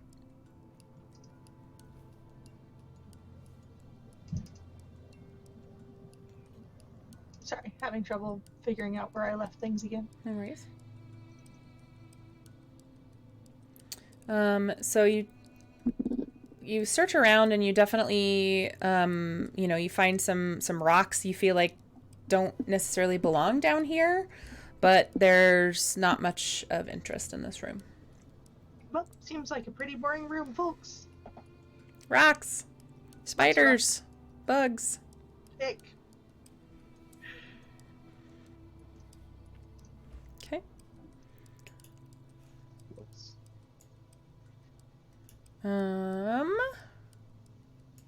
Raffle, what would you like to do? I'm gonna see how far this goes. Alright, everybody, behind me. Doop, doop, doop, doop, doop. And take whatever path goes up or down, or whichever direction we were going. Mhm. Downwards, right? Yep. Yeah. Alright. And I'll try to stop at the bottom of the next stairs. Ramp, whatever. Oh, whatever. Whatever. Next. Dr. Burwhisker.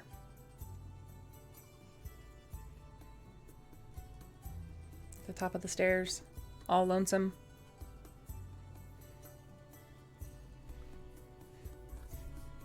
Muted. Pensive.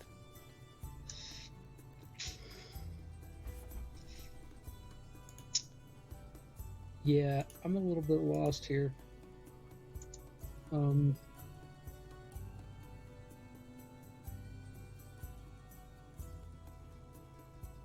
going to lean on my experience having investigated previous so-called contacts.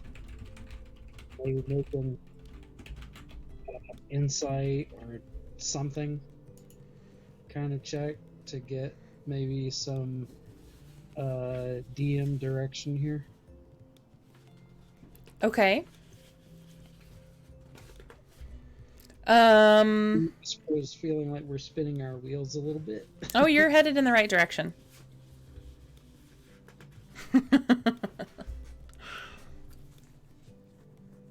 Okay. Well, then I guess I will proceed on then. 1, 2, 3. And we'll proceed down the stairs. Awesome.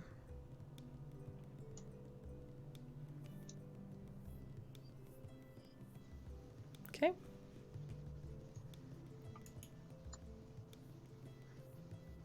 Vern, it is your turn. What would you like to do? I'm curious about the rest of this room. Okay.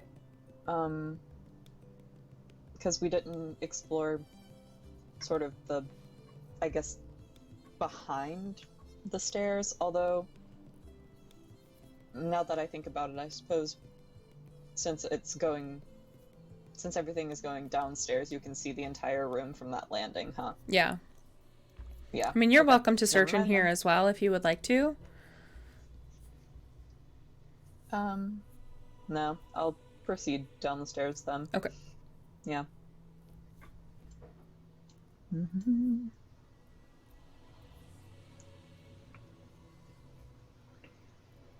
And then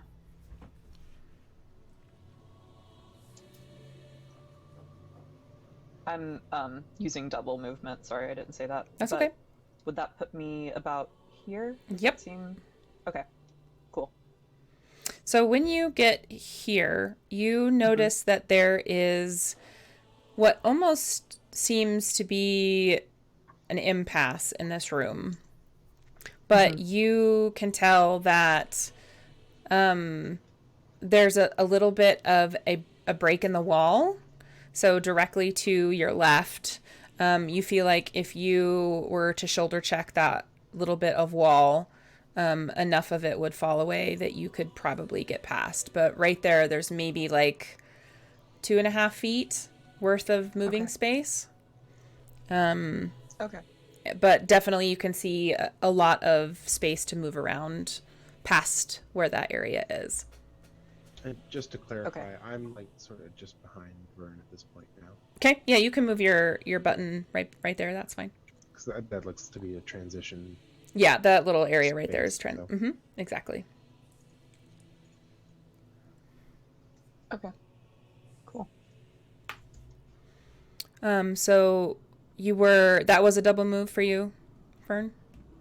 Yeah. Okay. Yeah.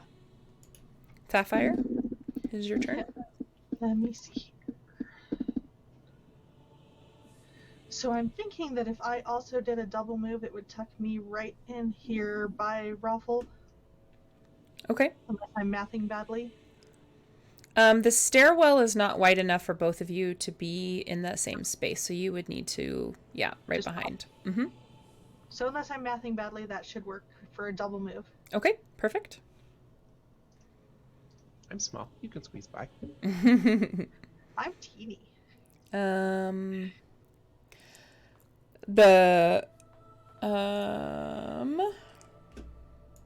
to move. Next, Raffle, it is your turn. So I will move up. I also noticed the shoulder checkable. Yeah, you can sort of peer around Vern and see that there is right at the bottom of the landing of the staircase, there's some rubble protruding from the wall that is kind of keeping you from being able to pass. But it looks like you could take some time to basically clear it out, whether it's by sheer force or unpacking it from the wall or carefully securing it, or by just like sucking in your gut and squeezing very, very carefully along the wall. That even the smallest of person would have to squeeze themselves along the wall to get past the wood here. Okie dokie. Hey, Vern, you want a hand with that rubble? Maybe we could all get by. Yeah. Yeah. Cool. We Let's can dig do it up. clear it together. Okay. So, we will give that a shot. Okay. So if you wanted to, then wait until Vern's turn. And then on Vern's turn, if you wanted to roll with advantage on what I would give you an athletics Okay. to maybe like maneuver some of the rubble out of the way to make it easier to move past that. Sure. Sounds good. Okay. All right. Yeah, I'll hold my turn. Dr. Burwhisker, it's your turn. Well, with a lack of space and no room for me to get down there to help, I guess I will hang out here and I guess maybe spark up my pipe and be patient. Okay. Vern. So you can Okay. click down in your on the bottom there where you can there's the modifiers and then the advantage and disadvantage. If you click that ADV and then roll athletics, you should be able it will go ahead and automatically roll with advantage. Awesome. Yay. Oh yeah. Oh yeah. Cool. So you know, with Raffle's help, Raffle sort of points out where there are some smaller rocks that might keep you from having, the best way of sort of removing those bigger rocks. Remove, good teamwork, guys. Remove the rubble that's around here, and you sort of clear out a space here where you can much more easily pass through the hallway down here and get through to the bigger space. If we were to sort of just shove the rocks out of the way, do they fall down any sort of hole in the ground? Do they just sort of move out of the way, like onto the floor? What's the sort of layout? So the rocks themselves were, being displaced from either the stairs or what you could tell to be in the wall itself. You're moving them out of the way of the stairs themselves at the bottom of the landing. So you're really sort of taking care to sort of place them in a way that they're not in your way. So you're not putting them down in a hole or anything. You're just making sure that they're, sort of placed out in a way that they're not all put together in, the same spot. So, they're not in a hole or anything. They're just not in your way anymore. Okay. Is it possible to use the rest of my turn to move further into the room? For sure. Okay. Is it considered difficult terrain? No, that you've definitely taken the time to move everything out of the way. I wouldn't consider this difficult terrain anymore. Okay. There's only pebbles left. Only pebbles. It's only a flesh wound. See? I think 30 feet puts me about here. Okay. Okay. Give me a perception check. Sure thing. Nice. Okay. Oh no. All right. Sapphire. Now, am I remembering that our bird friend here is going to be having trouble seeing down here? Or Getting down this far into the cave, there is little to no real light left all the way down here. There was enough wall breakage in the room above to give you a little bit of light left. The further you've gotten down here, it is, I wouldn't say pitch black, but it really does feel pretty dark all the way down here in the bottom of this crypt. can I use my dancing light spell to give some light for Raffle to be able to see? For sure. I didn't know how to do that or if that's just a thing that I say I've done and it does. I... Is that the one where you have an option to stick a light source to me?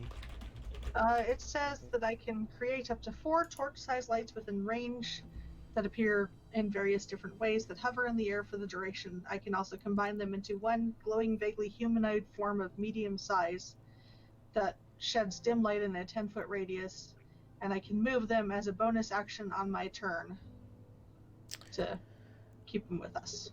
Okay, so you don't stick them to me. Yeah, I'd say... Yeah, we can just assume each light sheds dim light in a 10-foot radius. That's not a whole lot in this area. But something to remember, this is a concentration spell. So if you are to receive damage, you'll need to roll to see if you maintain concentration on the spell. Or if you roll another concentration spell, you would need to break your concentration on this spell. So if you wanted to give a torch to Raffle, Okay. torches, lanterns, or glowing orbs that hover in the air for the duration. So if you wanted to create one, say, in the hallway there, if you wanted to take a torch, an orb, or whatever you like, and as a bonus action, so on your turn you can move, take an action, and take a bonus action. So on your turn, you could move those lights up to 60 feet to a new spot. So you can keep this room fairly well lit with those 4 torches. Mm-hmm. without too much work. Okay. The only real concern is if you want to cast another concentration spell or if you take damage. So if we get attacked, we might have a problem. If you take damage, yes, you'll just have to see if you can continue concentrating enough to keep these lights going. But at least for the current duration, that'll give some light for our bird friend to be able to see where he's going and not run into walls. Right. All right.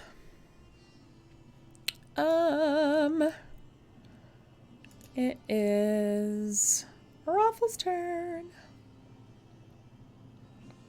What would you like to do? So, my light situation is that I'm going to have dim light Yes. around me. I would say for the most part, Sapphire can keep these lights sort of spread out the room enough to keep, they're 10 feet. The room is not large enough, that I'm, super worried about placement. It's not enough to worry about. But in dim light, I don't think, with your keen bird senses, dim light's enough for you to see around. I'm not going to give you any particular disadvantages on rolls or anything like that. Okay. Well, I was going to do it anyway. I'll still do it anyway. I'm going to strike a torch and put it in the nearest torch holder. There are not any torch holders that will hold a torch here anymore. They have all... It's a... Yeah, Okay. But they're all very... All of... Torch on the floor burns half as long, but I don't think we're going to be here. Yeah, I don't think you have to worry about that. But yeah, that's definitely fine. I'll scoot in here and just toss a torch flare style in the middle of the room. That works. I can poke that fire. But the difference between bright light and dim light can be important. Okay. So that's bright light for 20 feet and dim light for 20 feet beyond that. Okay. Should cover the whole place.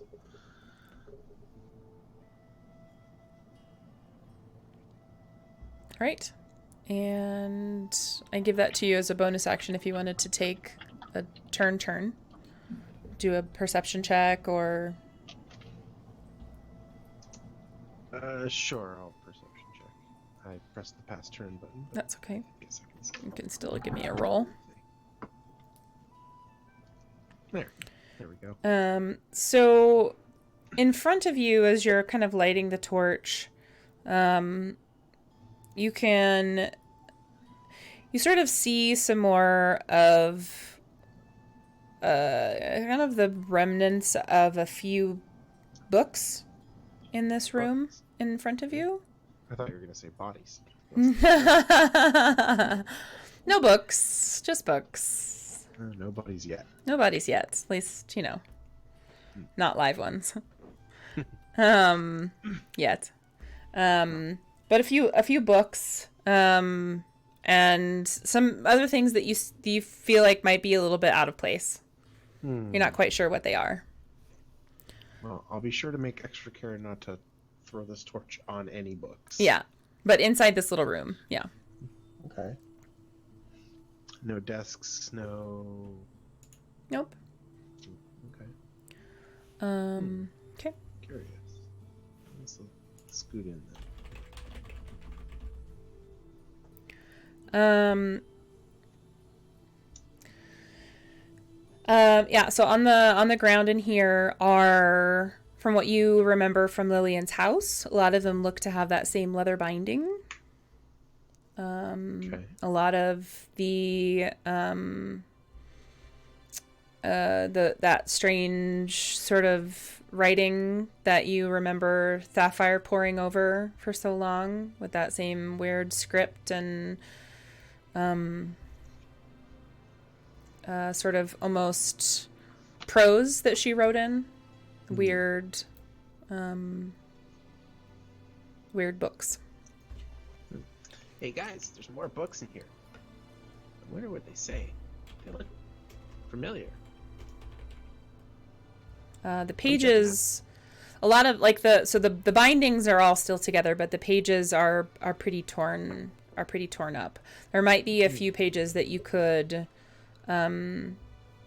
might be able to piece together, but it feels like They look old. yeah. Okay. Well, I guess that'll be my turn. Okay. Dr. Barnabas.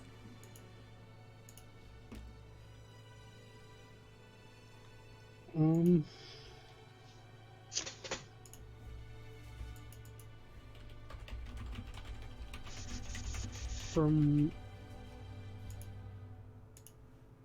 where I'm at, I can still see Sapphire, right?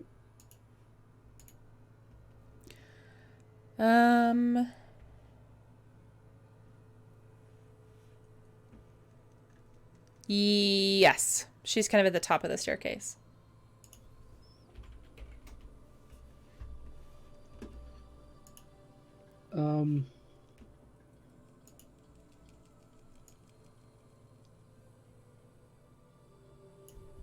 Because we're both so small, can I move past her on the stairs? Yes. I'll allow it.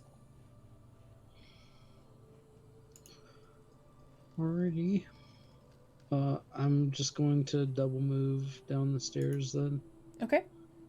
And,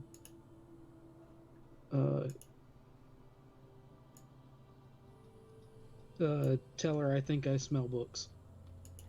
Oh my goodness.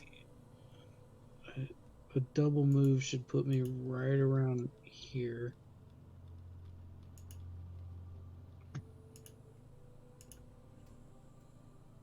Two, three, four, 5, 6. So yeah. Oh my god. My camera just fell off my shelf again. My stream is blowing up as we speak.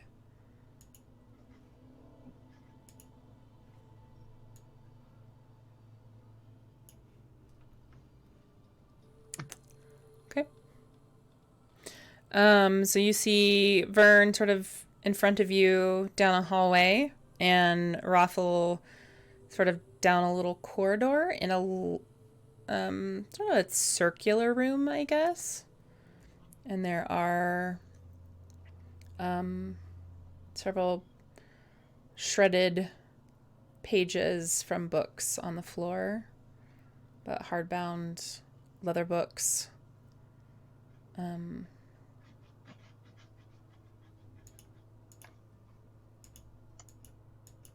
I'm trying to fix the stream. Yeah. Oh my god.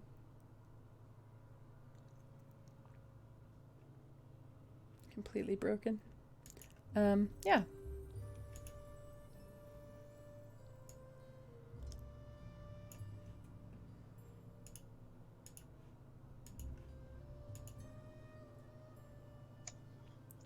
Well, I guess I will confirm that I did indeed smell books. You did indeed smell books. Did that work? Yes. See us now? Yay! Now I just have to fix my camera that fell off my wall again. I guess you had to see the back of my desk right now. And that was Dr. Burwhisker's turn. Burn, what would you like to do? I would like to go into the sort of furthest corner of the room, here, and look around and see if there's anything, I don't know, hidden or, tucked away, because this seems like it was somebody's sort of secret place. Seems like something that might happen, yes. Okay, will you show me the path that you took there? Oh no. Mm-hmm. So I think I was here, and then would go down here, basically a straight path. Okay, stop right there. Right here? Mm-hmm. Okay. One sec. I'll fix this. Wonderful. Wonderful. It's wonderful. You step into this spot, and you feel a death of cold surround your body. It's not it's not immediately hostile, and you instantly hear crying. Yeah. And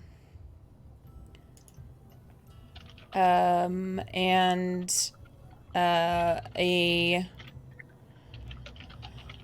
vision of a woman appears before you, who is what you would imagine once upon a time would have been a very beautiful woman, with long black hair, and who is in her current state not a real body. She's a ghost, but a long black dress, but is openly weeping. You can move out of the space. And that was your movement. You still have your action. What would you like to do?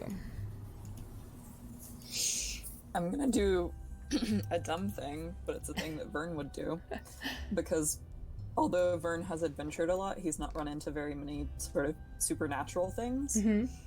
And so even though he perceives that this is sort of a ghostly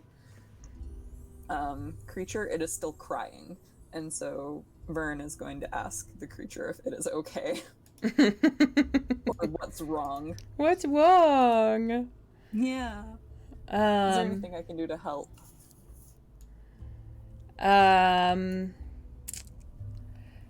It just keeps crying. It's not going. Really? It's not quite ready to. I wouldn't say it's not quite ready to respond yet.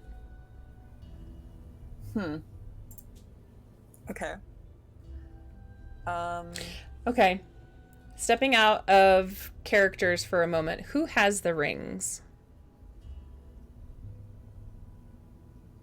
Did anyone take them from me? I'm just gonna say it's probably. I thought it was Raffle.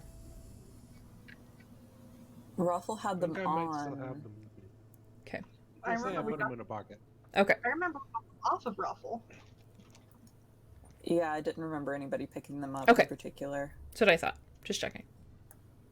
Yeah. Okay.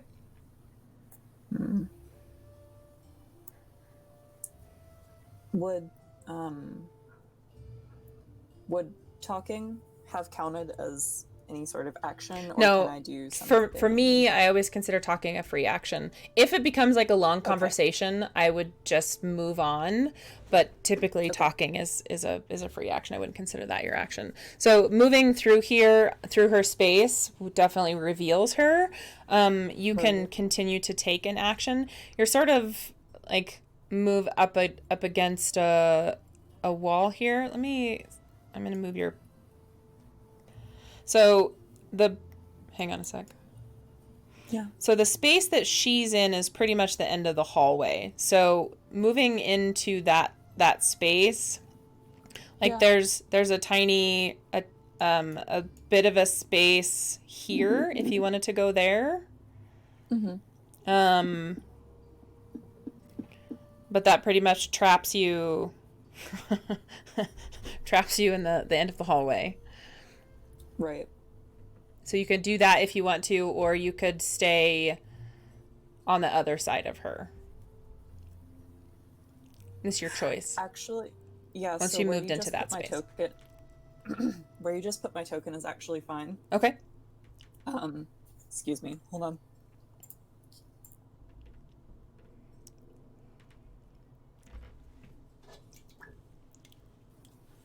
Sorry, I think somebody's burning something in the kitchen. Oh, lovely. That's always fun.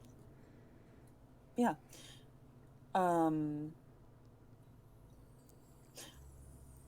Vern is... God. Vern is gonna sort of pull out his dulcimer. Okay. Or not sort of. He's gonna do it. And begin playing the happiest song that he can muster. Okay. Toward this creature that he has come upon. Okay. To either try to elicit some response or to hopefully make it a little bit happier. Okay. So I don't know if I need to roll anything for that. Give me a performance check. Okay. Very nice. You see her look up at you. She seems to not be sobbing quite so heavily, and she sort of tilts her head to one side and she steps back one space. Oh, okay. Cool. I guess that's going to be my last thing. If you'll allow me to, I would like to tell the rest of the party that I've found something, but that it doesn't seem hostile. Okay. Just upset. Okay. So I sort of call out from the corner, at least to maybe Raffle. I don't know if everybody can hear me, and just say, there's somebody or something back here. She doesn't seem... There's something. Yeah. She doesn't seem dangerous, just upset. I don't even think she knows what she is at this point. Maybe we can help her. Okay. Sapphire, it's your turn. What would you like to do? Well, let's see here. Looks like I should do some moving to catch up with people.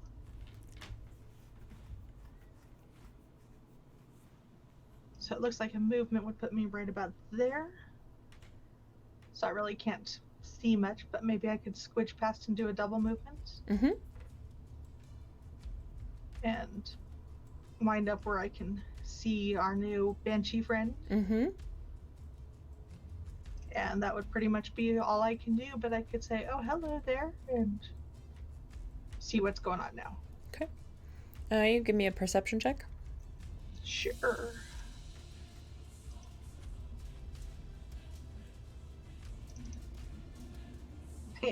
Yep. Yep. It's a crying, floating ghost person. um, so she looks around and sees Vern playing an instrument at you, and now this new little gnome person approaching her, and she feels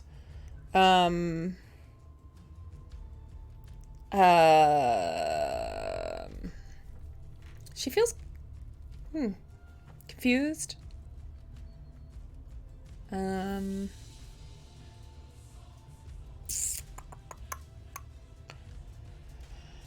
Oh golly, what are we gonna do here?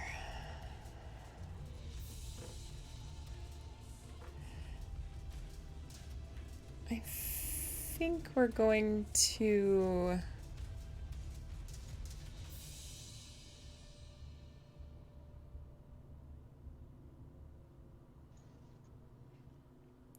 we're going to move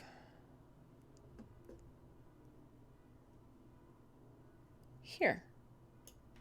And be surprised we see more people. And be done.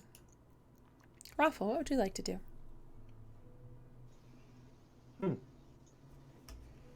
I assume I saw this banshee pass through these gaps.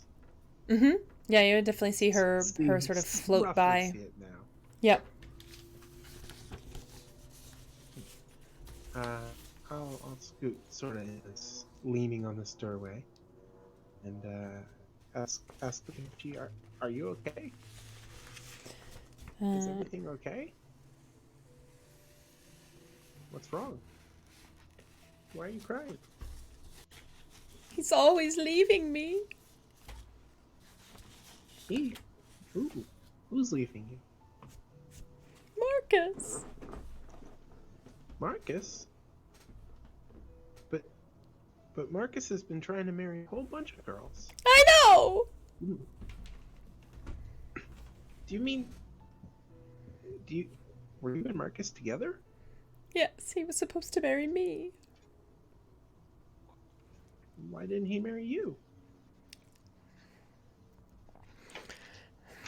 That she just starts to cry, and she falls onto her knees on the ground, sobbing uncontrollably at this point. Like, Aww. there's not much. Like, you can hear words that come out of her mouth. Like, you know, you can hear words of like women's voices coming up occasionally, but not much else at that point.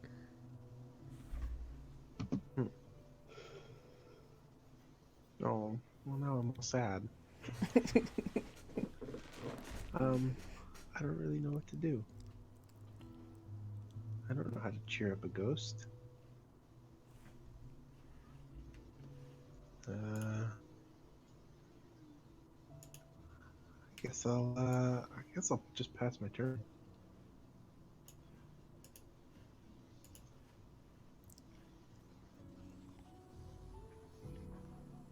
Yeah. Okay. Dr. Barnabas? Yeah, you got me. I'm not sure.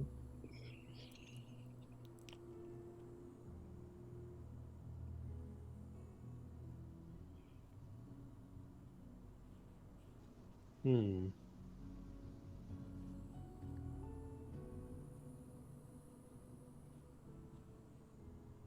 mean, I don't really have anything to do here. I just want to be married.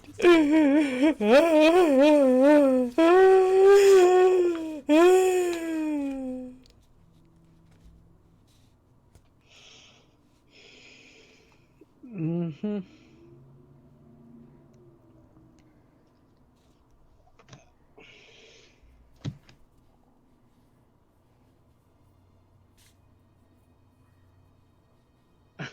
Yeah, I got nothing. Marcus should feel bad.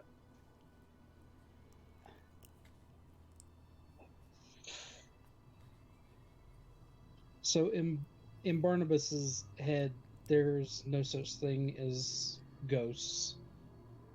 So this is just another kind of creature that has taken on the persona of this person that used to live nearby. It's almost like a reflection, a mimic. Okay.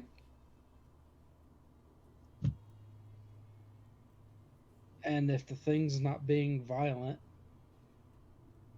and I can't make anybody marry a floating apparition thing.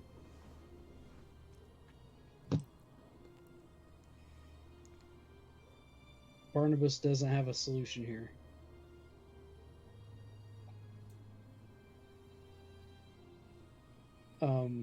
And he wouldn't be inclined to ask how he could help.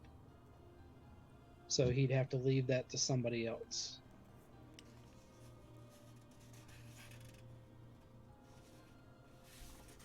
So I think Barnabas will uncomfortably check his timepiece and start looking for a way out.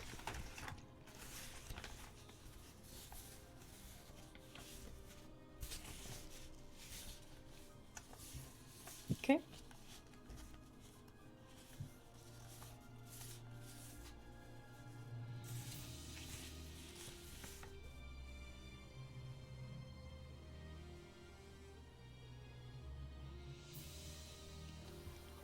Okay.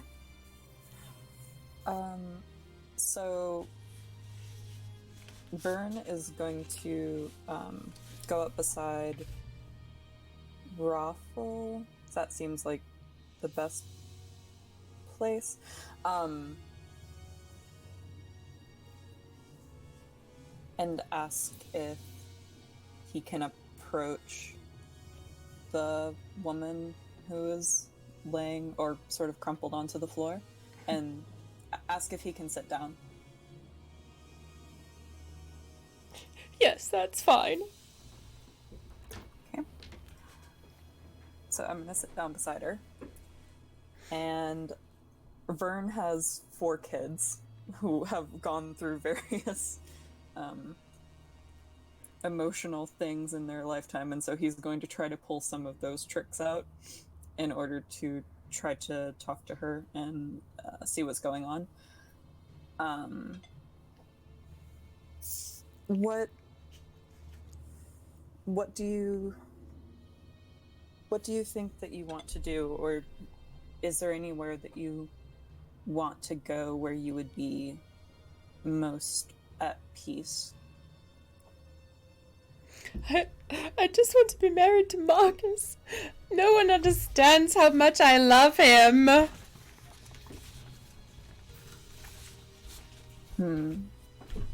I can't say that I would know how to get somebody to... I can't say that I would know what it means to be married, or what it means to not have He loved me once. He can love me again. She looks like she's getting angry, talking about Marcus again. I'm sorry that all of this has happened, and I wish I could help fix it, but I don't know that I know how.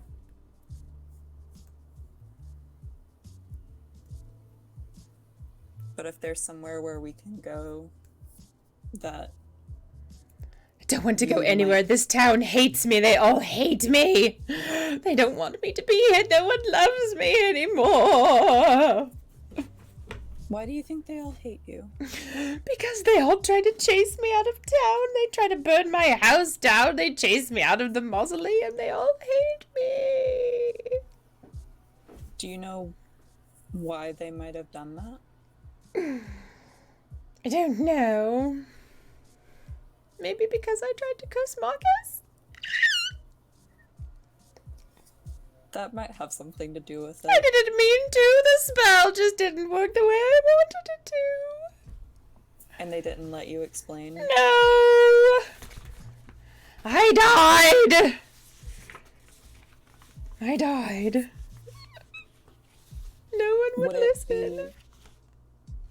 Would it be helpful if we were to go and speak to the mayor or go to speak I to hate somebody that in man. the town?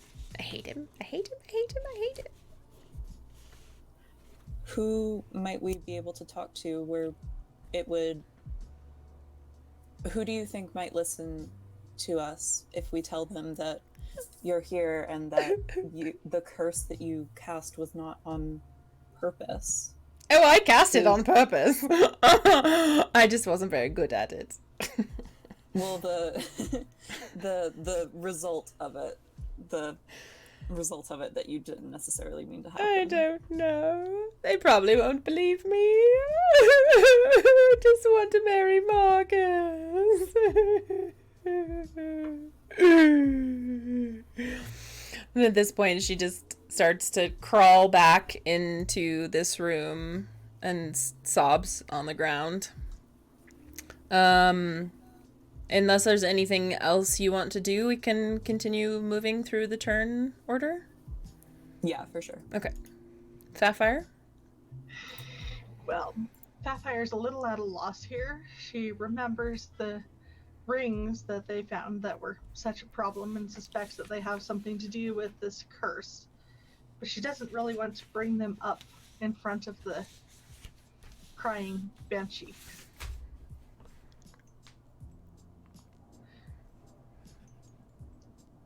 So she nudges herself over here and kind of whispers it to Vern.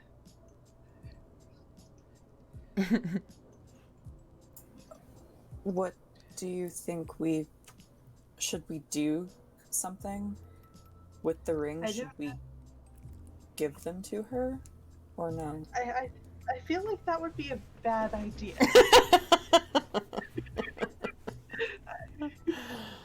You're perhaps correct. I wonder if... Well, it seems that they've all... Let's see. They've been uncursed, but they've not been physically destroyed. I wonder if physically destroying them would put her to rest. I don't know. I do not know enough about this kind of magic to be sure. Yeah, I can't say that I do either. And I don't have the ring, so I can't.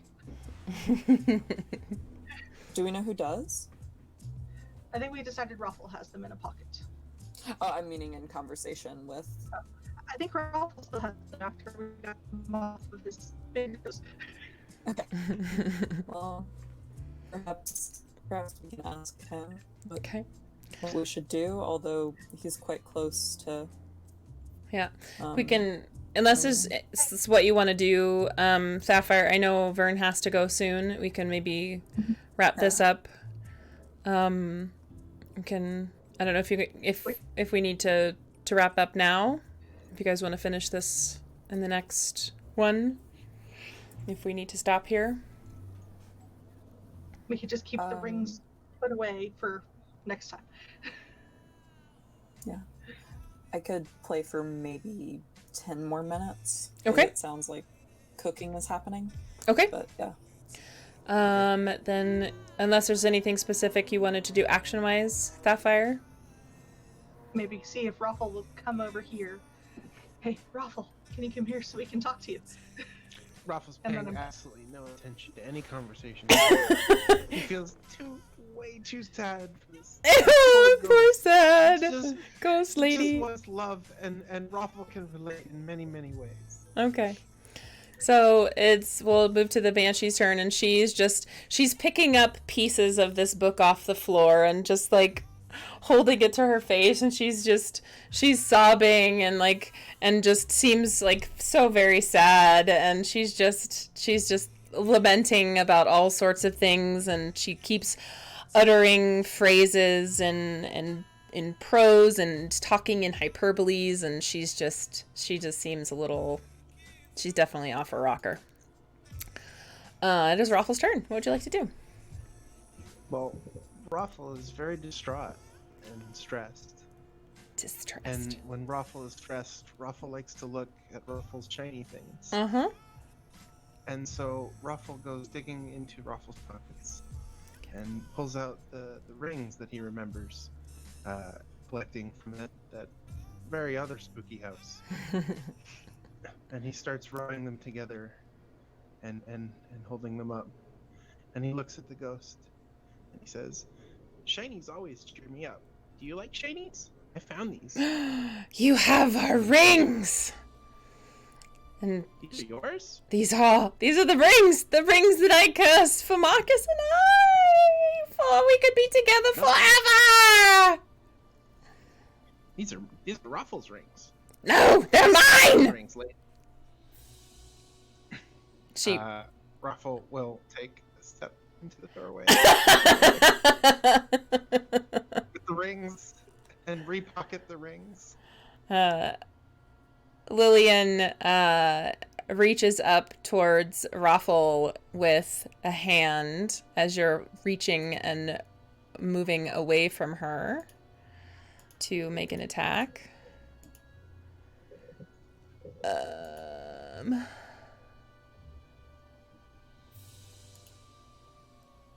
I think this will work. I mean, I hope it doesn't. Where are you on the... Yeah, I'm invisible. There you are. It's just I need this to be bigger, I guess. There we go.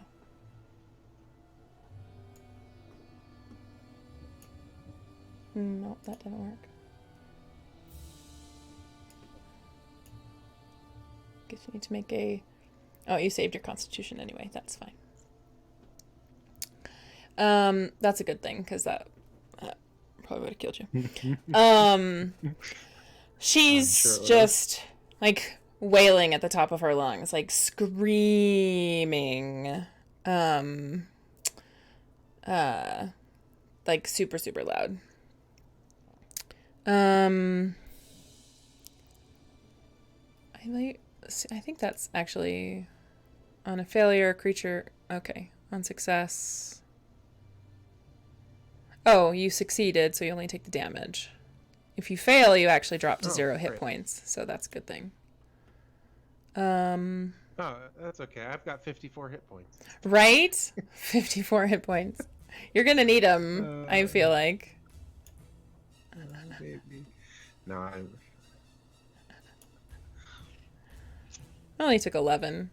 That's not too bad. I'm shy. Alright, so if the wounded gets to 16 or above, we'll count it. Okay. Done. So she's just, like, reaching out for you. Her screams are so, so loud. Like, your little bird ears are, like just bleeding at this point. Like, your head hurts. Like, it's awful, awful noise. Her wails at this point. And... Well, guess who's getting a dart in the throat? Yep. And go for it. Alright. Where doop. Scoobly doop. Dart. Banshee.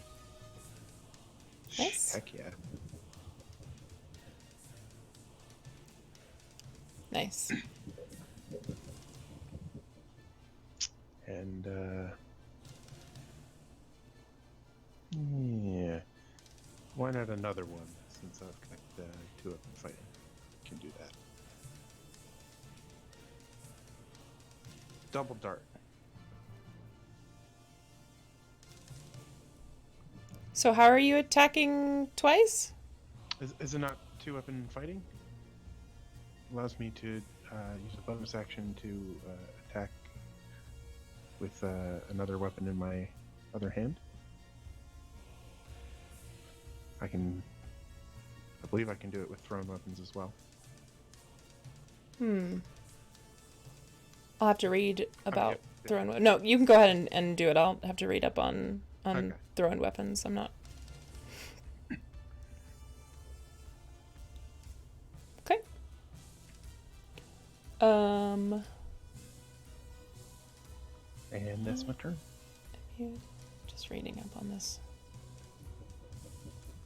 I believe. Damage, piercing. It doesn't look like it. I mean, I suppose I'm in melee range. You can just call them melee attacks with daggers. I don't know why the damage wasn't applying to her.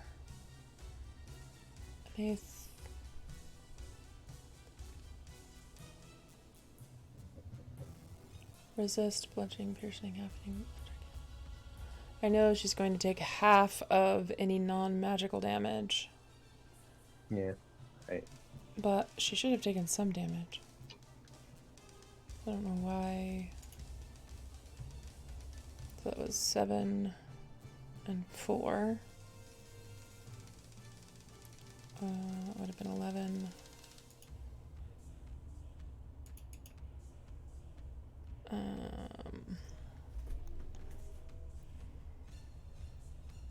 5. Okay.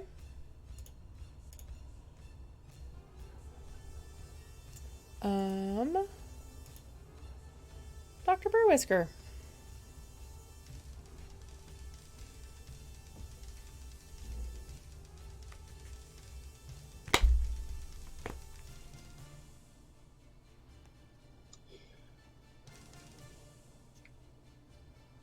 Well,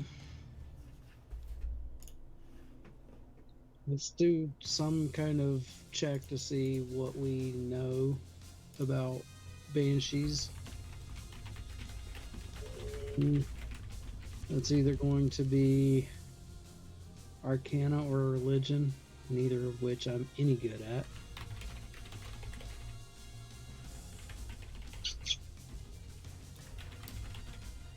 But we might as well give it a shot. No. I wouldn't assume it's a banshee. That'd be a silly thing. That makes no logical sense. Yeah. It's in your, yeah. So what you know about, no, let's see, what can I tell you about,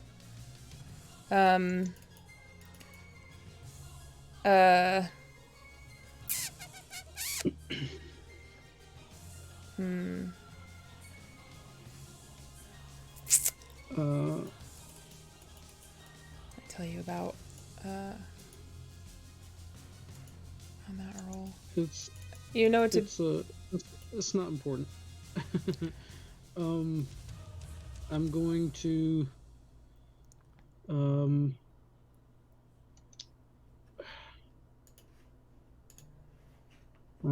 to frame a guiding bolt in the form of somehow catching enough glint off of the torch that Raffle put out earlier off of my watch. Okay. And this, to me, is just a reflection, but it's a flash of light that streaks towards a creature of my choice. Okay. So I'd be making a ranged spell attack. So I will do that now. I don't know which one of these. I guess it's this. And we'll try dropping that on the creature and see. No. So where are you in relation to Lillian? Are you? I'm gonna have to move okay. up forward so that I have a line clear of sight. shot. Okay. I've got the movement, so it's Okay, fine. I was just checking. So this is trying to cast these spells is ridiculous. Let's do that, and no.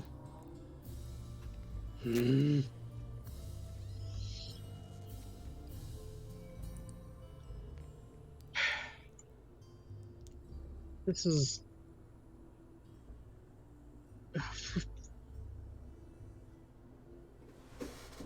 this program sucks so bad.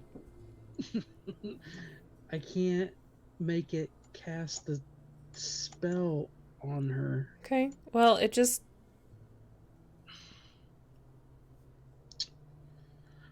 I mean, It's ranged. It's 120 feet. just did the damage. I didn't... No, it only did the damage because I picked up the dice and dropped them. It didn't actually roll to see if it attacked her is the problem. Okay, well, you attacked her with a critical, so... Yeah, but see, all that did was roll. It rolled dice. It rolled 2 dice. And I don't know why. Because you're rolling with advantage? Why? Maybe because you had the advantage button clicked for some reason? Nope. Don't know. So, yeah, it's not... Okay, well, we'll say that you roll and you hit, and the damage that you did, I mean, it already did to the monster from what you rolled and did before. So it already actually applied to the monster. Well, here, let me tell you what's going on and why it probably did what it did. Okay. So you make a ranged spell attack, and on a hit, the target takes 46 radiant damage. Yep. And the next attack roll that's made against the target before the end of my next Is turn done with has advantage. which is why it rolled that second die, which makes no damn sense. Okay. And then, thanks to the mystical dim light gleaming on the target until then. Okay. Yeah. So, yeah, I don't know what the other roll. Well, it dropped a 9, so that would have been a 9 plus. Oh God. Plus 5. 14. Yep. Would have been the actual spell attack. Yep, that would have hit her. So it did a total of 10 points of damage. Mm-hmm. And now, unless she doesn't, which, I mean, she's undead, she should probably take more damage from Radiant, but I don't know. Yep. And whoever attacks her next will have advantage. They can do that. Yep. We'll make sure that we just add that. Okay. Oh, what a mess. Can you put yourself where you would have moved to? I just need to get to a place where I can see her. 1, 2, 3. I guess I can move into the... Jeez. 2, 3. I guess I'll have to be back here. Okay, that works. I am kind of blocking that entrance, huh? Shooting her in the butt. Do you like the butt stuff? Oh wait, that's steampunk. Alright. Move to Vern's turn.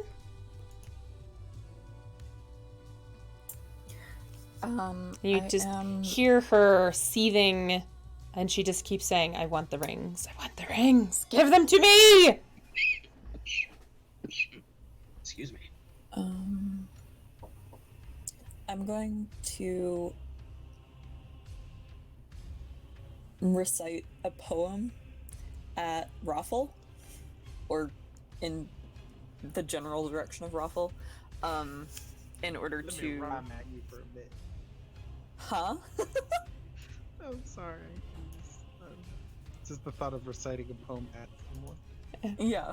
Take that. I'm reciting a poem at you. in the same way that you like talk at someone, like yeah. So I'm trying to bardically inspire him. So I will drop that on him. Yeah, it worked. Cool. Okay. So if you want to, I think it's a 1d6 to something. Let's see. Yeah, and you Yeah, can in the next 10 minutes. and you can add that after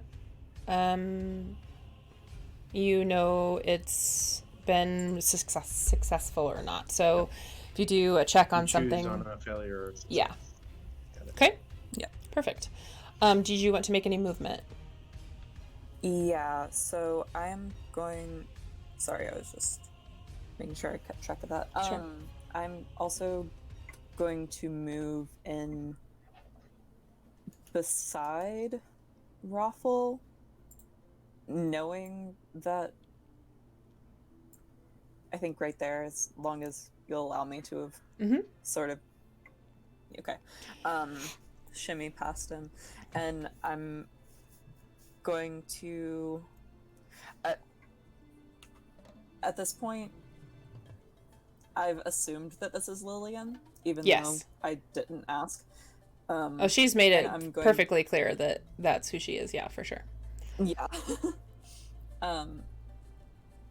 Lillian, you're better than this, and that's it. That's all I'm gonna say. Okay. That's the only thing I can think to do. I don't want to hurt her. Okay. Yeah. Okay. Sapphire, it's your turn. What would you like to do? Well, let's see here.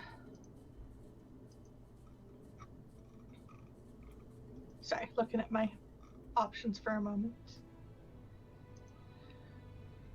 So I have this nifty new spell.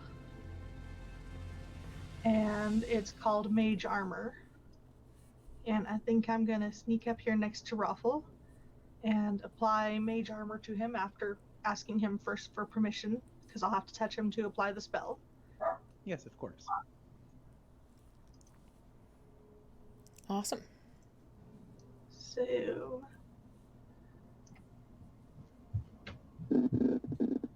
I think that did what it was supposed to do. Yep. Add some extra AC. That's always nice. There you go, Ruffle, a little extra armor for you. Very nice. All right. And I think that does it. Okay. Lillian screeches and wails and throws her arms up in panic and reaches again for Raffle and says, "You have them! You have my rings! I want them! You must give them to me!" And is her hands... Oops.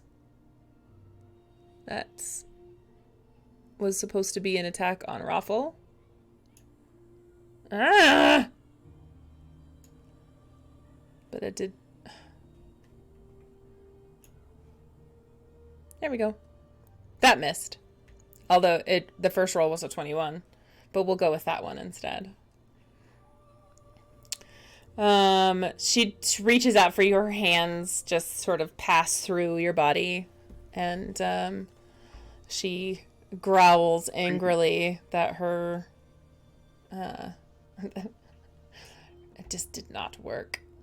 You must give them to me. I want the rings. You give them to me. It is your turn, Raffle. What would you like to do? I'm mighty concerned for Vern, who stepped very close to this banshee. And so, with the hand these rings are in, I'm going to drop the rings and try and get in between Vern and the banshee as best I can. Sort of. Use yourself as a bird shield. Yes. Bird shield. A bird shield. Okay. Mm-hmm. So you can, as an action, take a defensive stance. Yep. And it basically adds another 2 to your... Or no. Adds another 2 to your AC? Defensive stance, I think? Sure. I'll have to to look up my...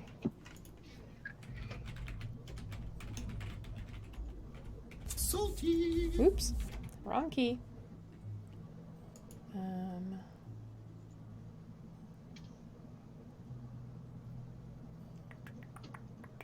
Or was that in 4th edition, defensive stance? I don't remember.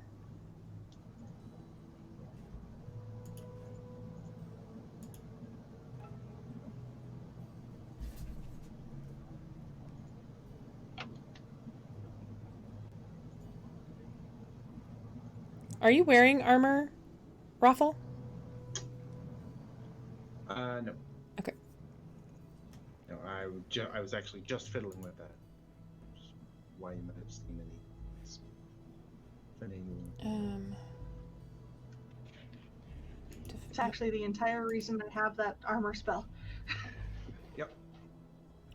Yeah, I didn't think so. Yeah, you and... My AC is 19. Yeah, you and, I mean, casting that on yourself and on anybody else who's not wearing armor. But yeah, that spell doesn't work on anybody who's already wearing armor.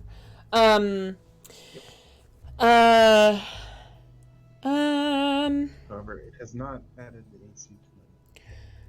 So, yes. Let's, yeah, so we'll assume, should Banshee try to attack Vern, that she would attack you instead. Raffle. Dr. Barnabas, what would you like to do?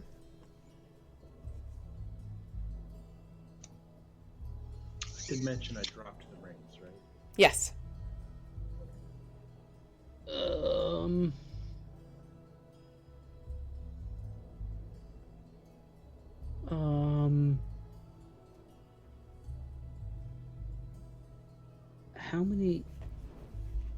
How many hit points do you actually have left, Raffle? You had Like- 16 total, so you would have 5 left I have 5. right now. Let's do some healing on you.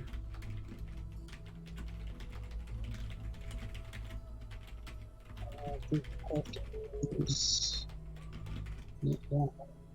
think I have to use this one because it's ranged.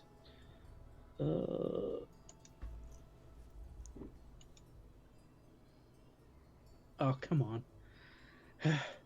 That needs to be applied to Raffle, and there we go. There you go. The first roll is the more accurate one, but I think we just kind of...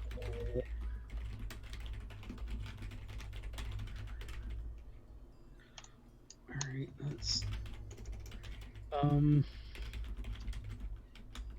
And I'm going to move in 1, 2, 3, maybe move around to here.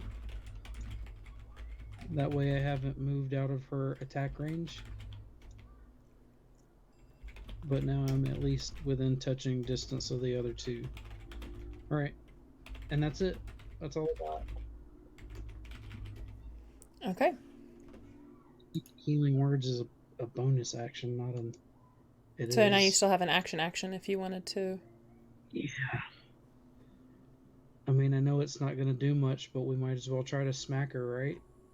I mean, if you want to. So far, there hasn't been any aggressive. I'm pretty sure that light spell I hit her with was pretty aggressive. Well, you have been aggressive towards her, but everyone else has not.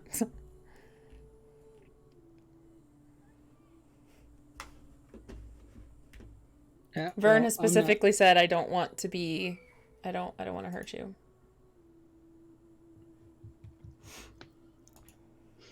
I don't know if you would have said that out loud, Vern.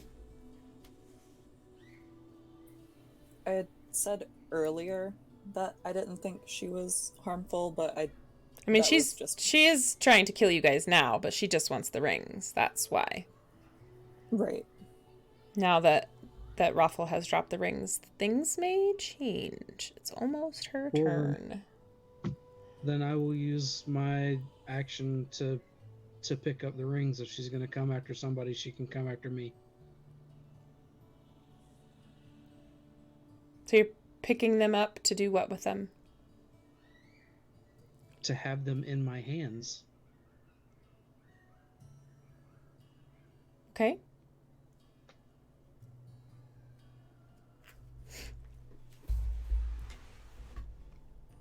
Vern, your turn. I'm gonna step out from behind Raffle. And move to the other side of Lillian. Is that an okay spot for me to stand? Mm-hmm. Okay. Yeah, kind of squished up against the wall, but yeah. Yeah, I wasn't sure if I was intersecting with the wall too much. Okay, so I am going to attempt. So, the first time, when I first encountered her, I remember that when I played the dulcimer and I attempted to calm her down, she became a little bit less, at least more confused than anything. Yeah. And so I am going to, given the limitations of space from where I am, given that I'm pressed up against the wall, I'm going to try to recite a extremely moving love sonnet. Oh boy, she gonna want to marry you now. about sort of the how love can move on and how we can grow from it, and et cetera, et cetera. I will roll performance if you Yep. want me to. Yes, please. Cool. Yay! Oh, she's moved. She's definitely moved. Okay. Yeah. She yeah. Love lift us up where we belong. For sure. Yeah, it's like in the Ghostbusters movie where, you know, they sing happy songs to the slime and then everybody's happy. Yeah, that's so yeah, she definitely seems calmed. Her attention is still, you know, it's definitely shifted from Raffle to where he dropped the rings, to Barnabas, and she's drawn to you singing the song, but she just keeps she's growling still. I want the rings and I love your song. Is there anything else that you would like to do? No, my main goal was to try to calm her down a bit. Okay. So that she would at least talk to us. Yes. Sapphire, what would you like to do? Well, Sapphire's like completely perplexed as to exactly what is the best course of action here. Watching the Banshee do the ping pong eyeball thing. Rings, love. Rings, love. What do we do? I think my best choice of action is if I could just cast that armor spell on myself too, just in case. Yep, that is a good way to look at it. Keeping oneself alive is always good. And then I'll just kind of keep watching.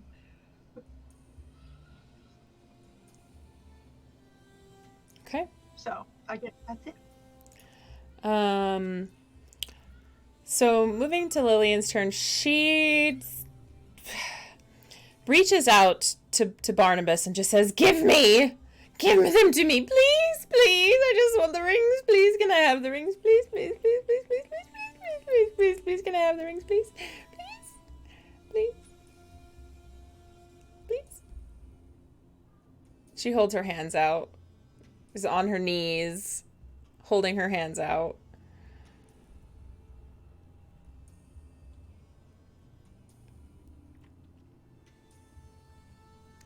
Pleading with Dr. Barnabas to give her the rings.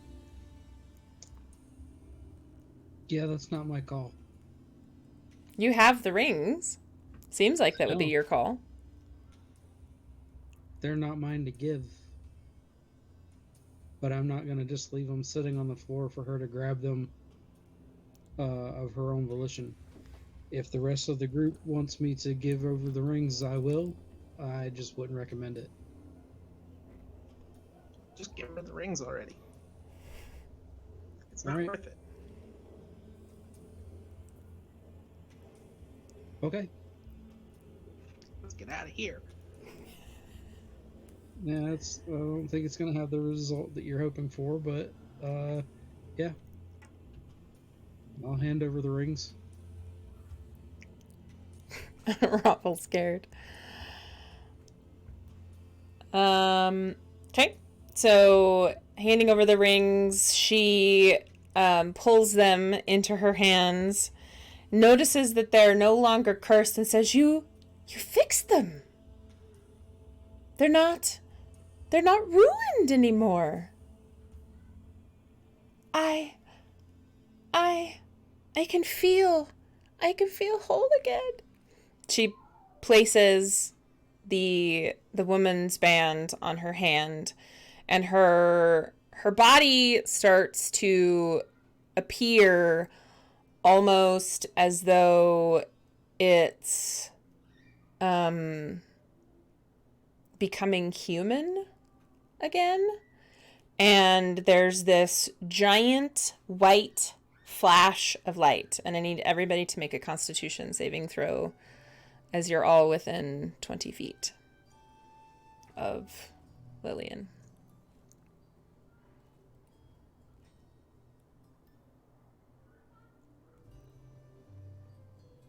Oof.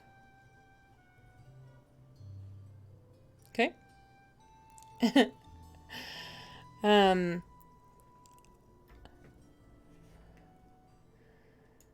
So Sapphire, no.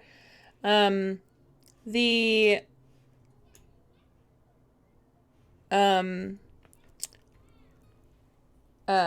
Sapphire, you feel the light kind of like sink into your bones. You take 7 points of psychic damage. Ouchie. And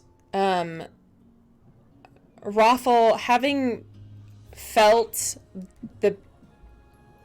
the intense curse of these rings previously, something very interesting is happening to the air around your body. Lillian rises up from the ground where she was kneeling, and she looks at you and says, You've worn these rings before, I can tell. I don't know what you're talking about, lady.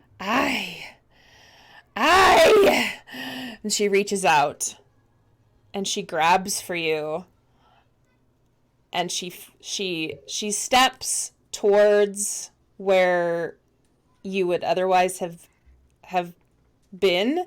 There's a big kind of crease in the ground, and she falls and falls on your sword, like towards you, and catches your sword instead of your body. The metal itself shatters.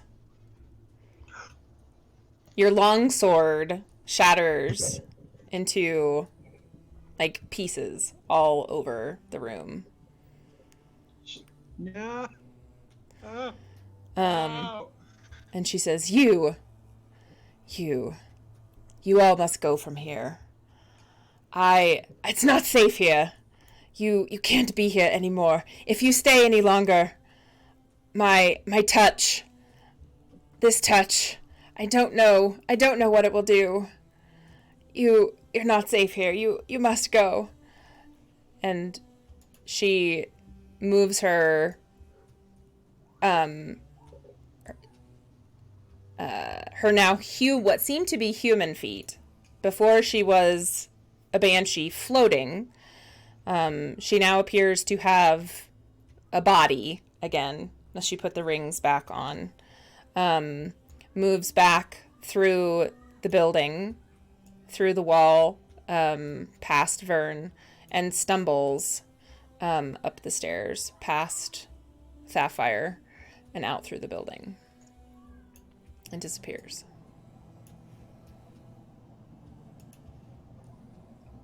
Well, that happened. Not my sword. That was Dad's sword. Well, Raffle, I'm sorry, but I think we should leave now. But and Ruffle hops around, gathering up shards of his sword, putting it in a pouch, slowly crying.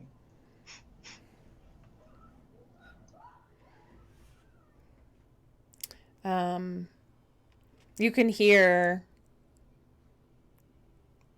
not necessarily crying, the wailing and the weeping that Lillian had heard, that you had heard Lillian make before is no longer. The sadness seems to have lifted from the mausoleum, and you would gather to the curse has otherwise been lifted. Her the problem of her now haunting this area, you could consider to be solved. She may become a problem later, but hey, you know, she's a different kind of problem now, I guess. The living can still haunt. Oh yeah, no, I would say, Dr. Barnabas, you want to give me a religion check on what you just saw happen? Barnabas, a religion check? Or medicine, maybe?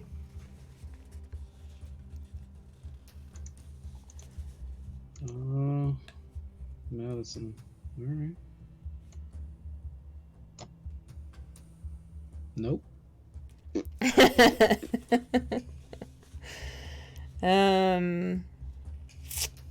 Yeah.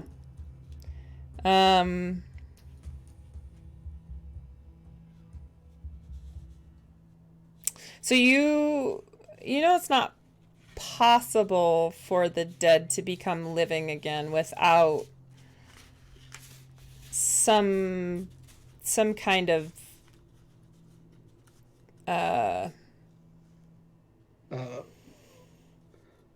well, for Barnabas, it's not possible at all. yeah.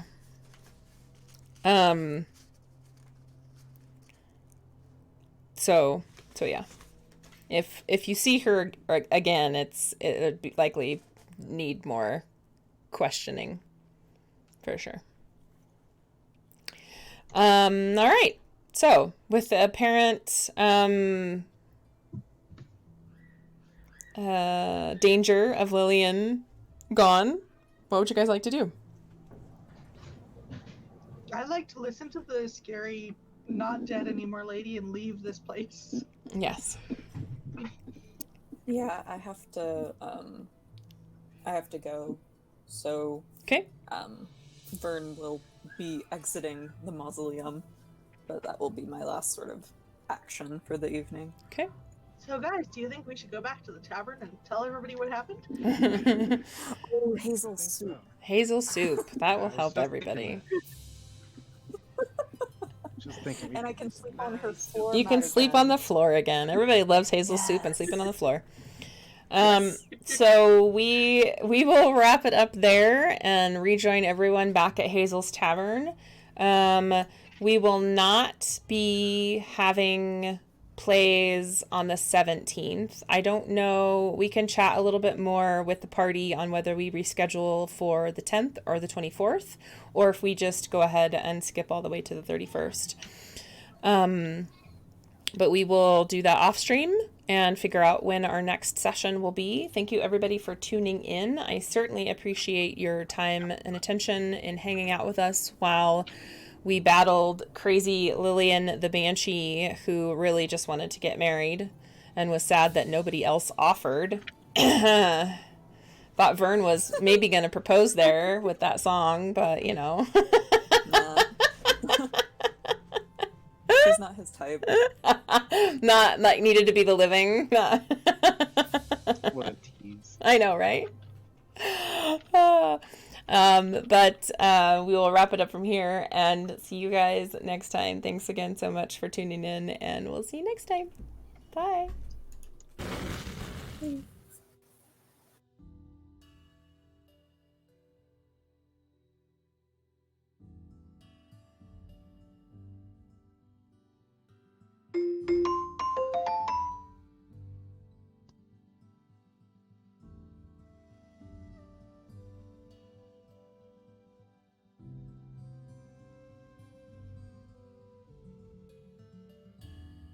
I was doing a hang up and then suddenly it rang again.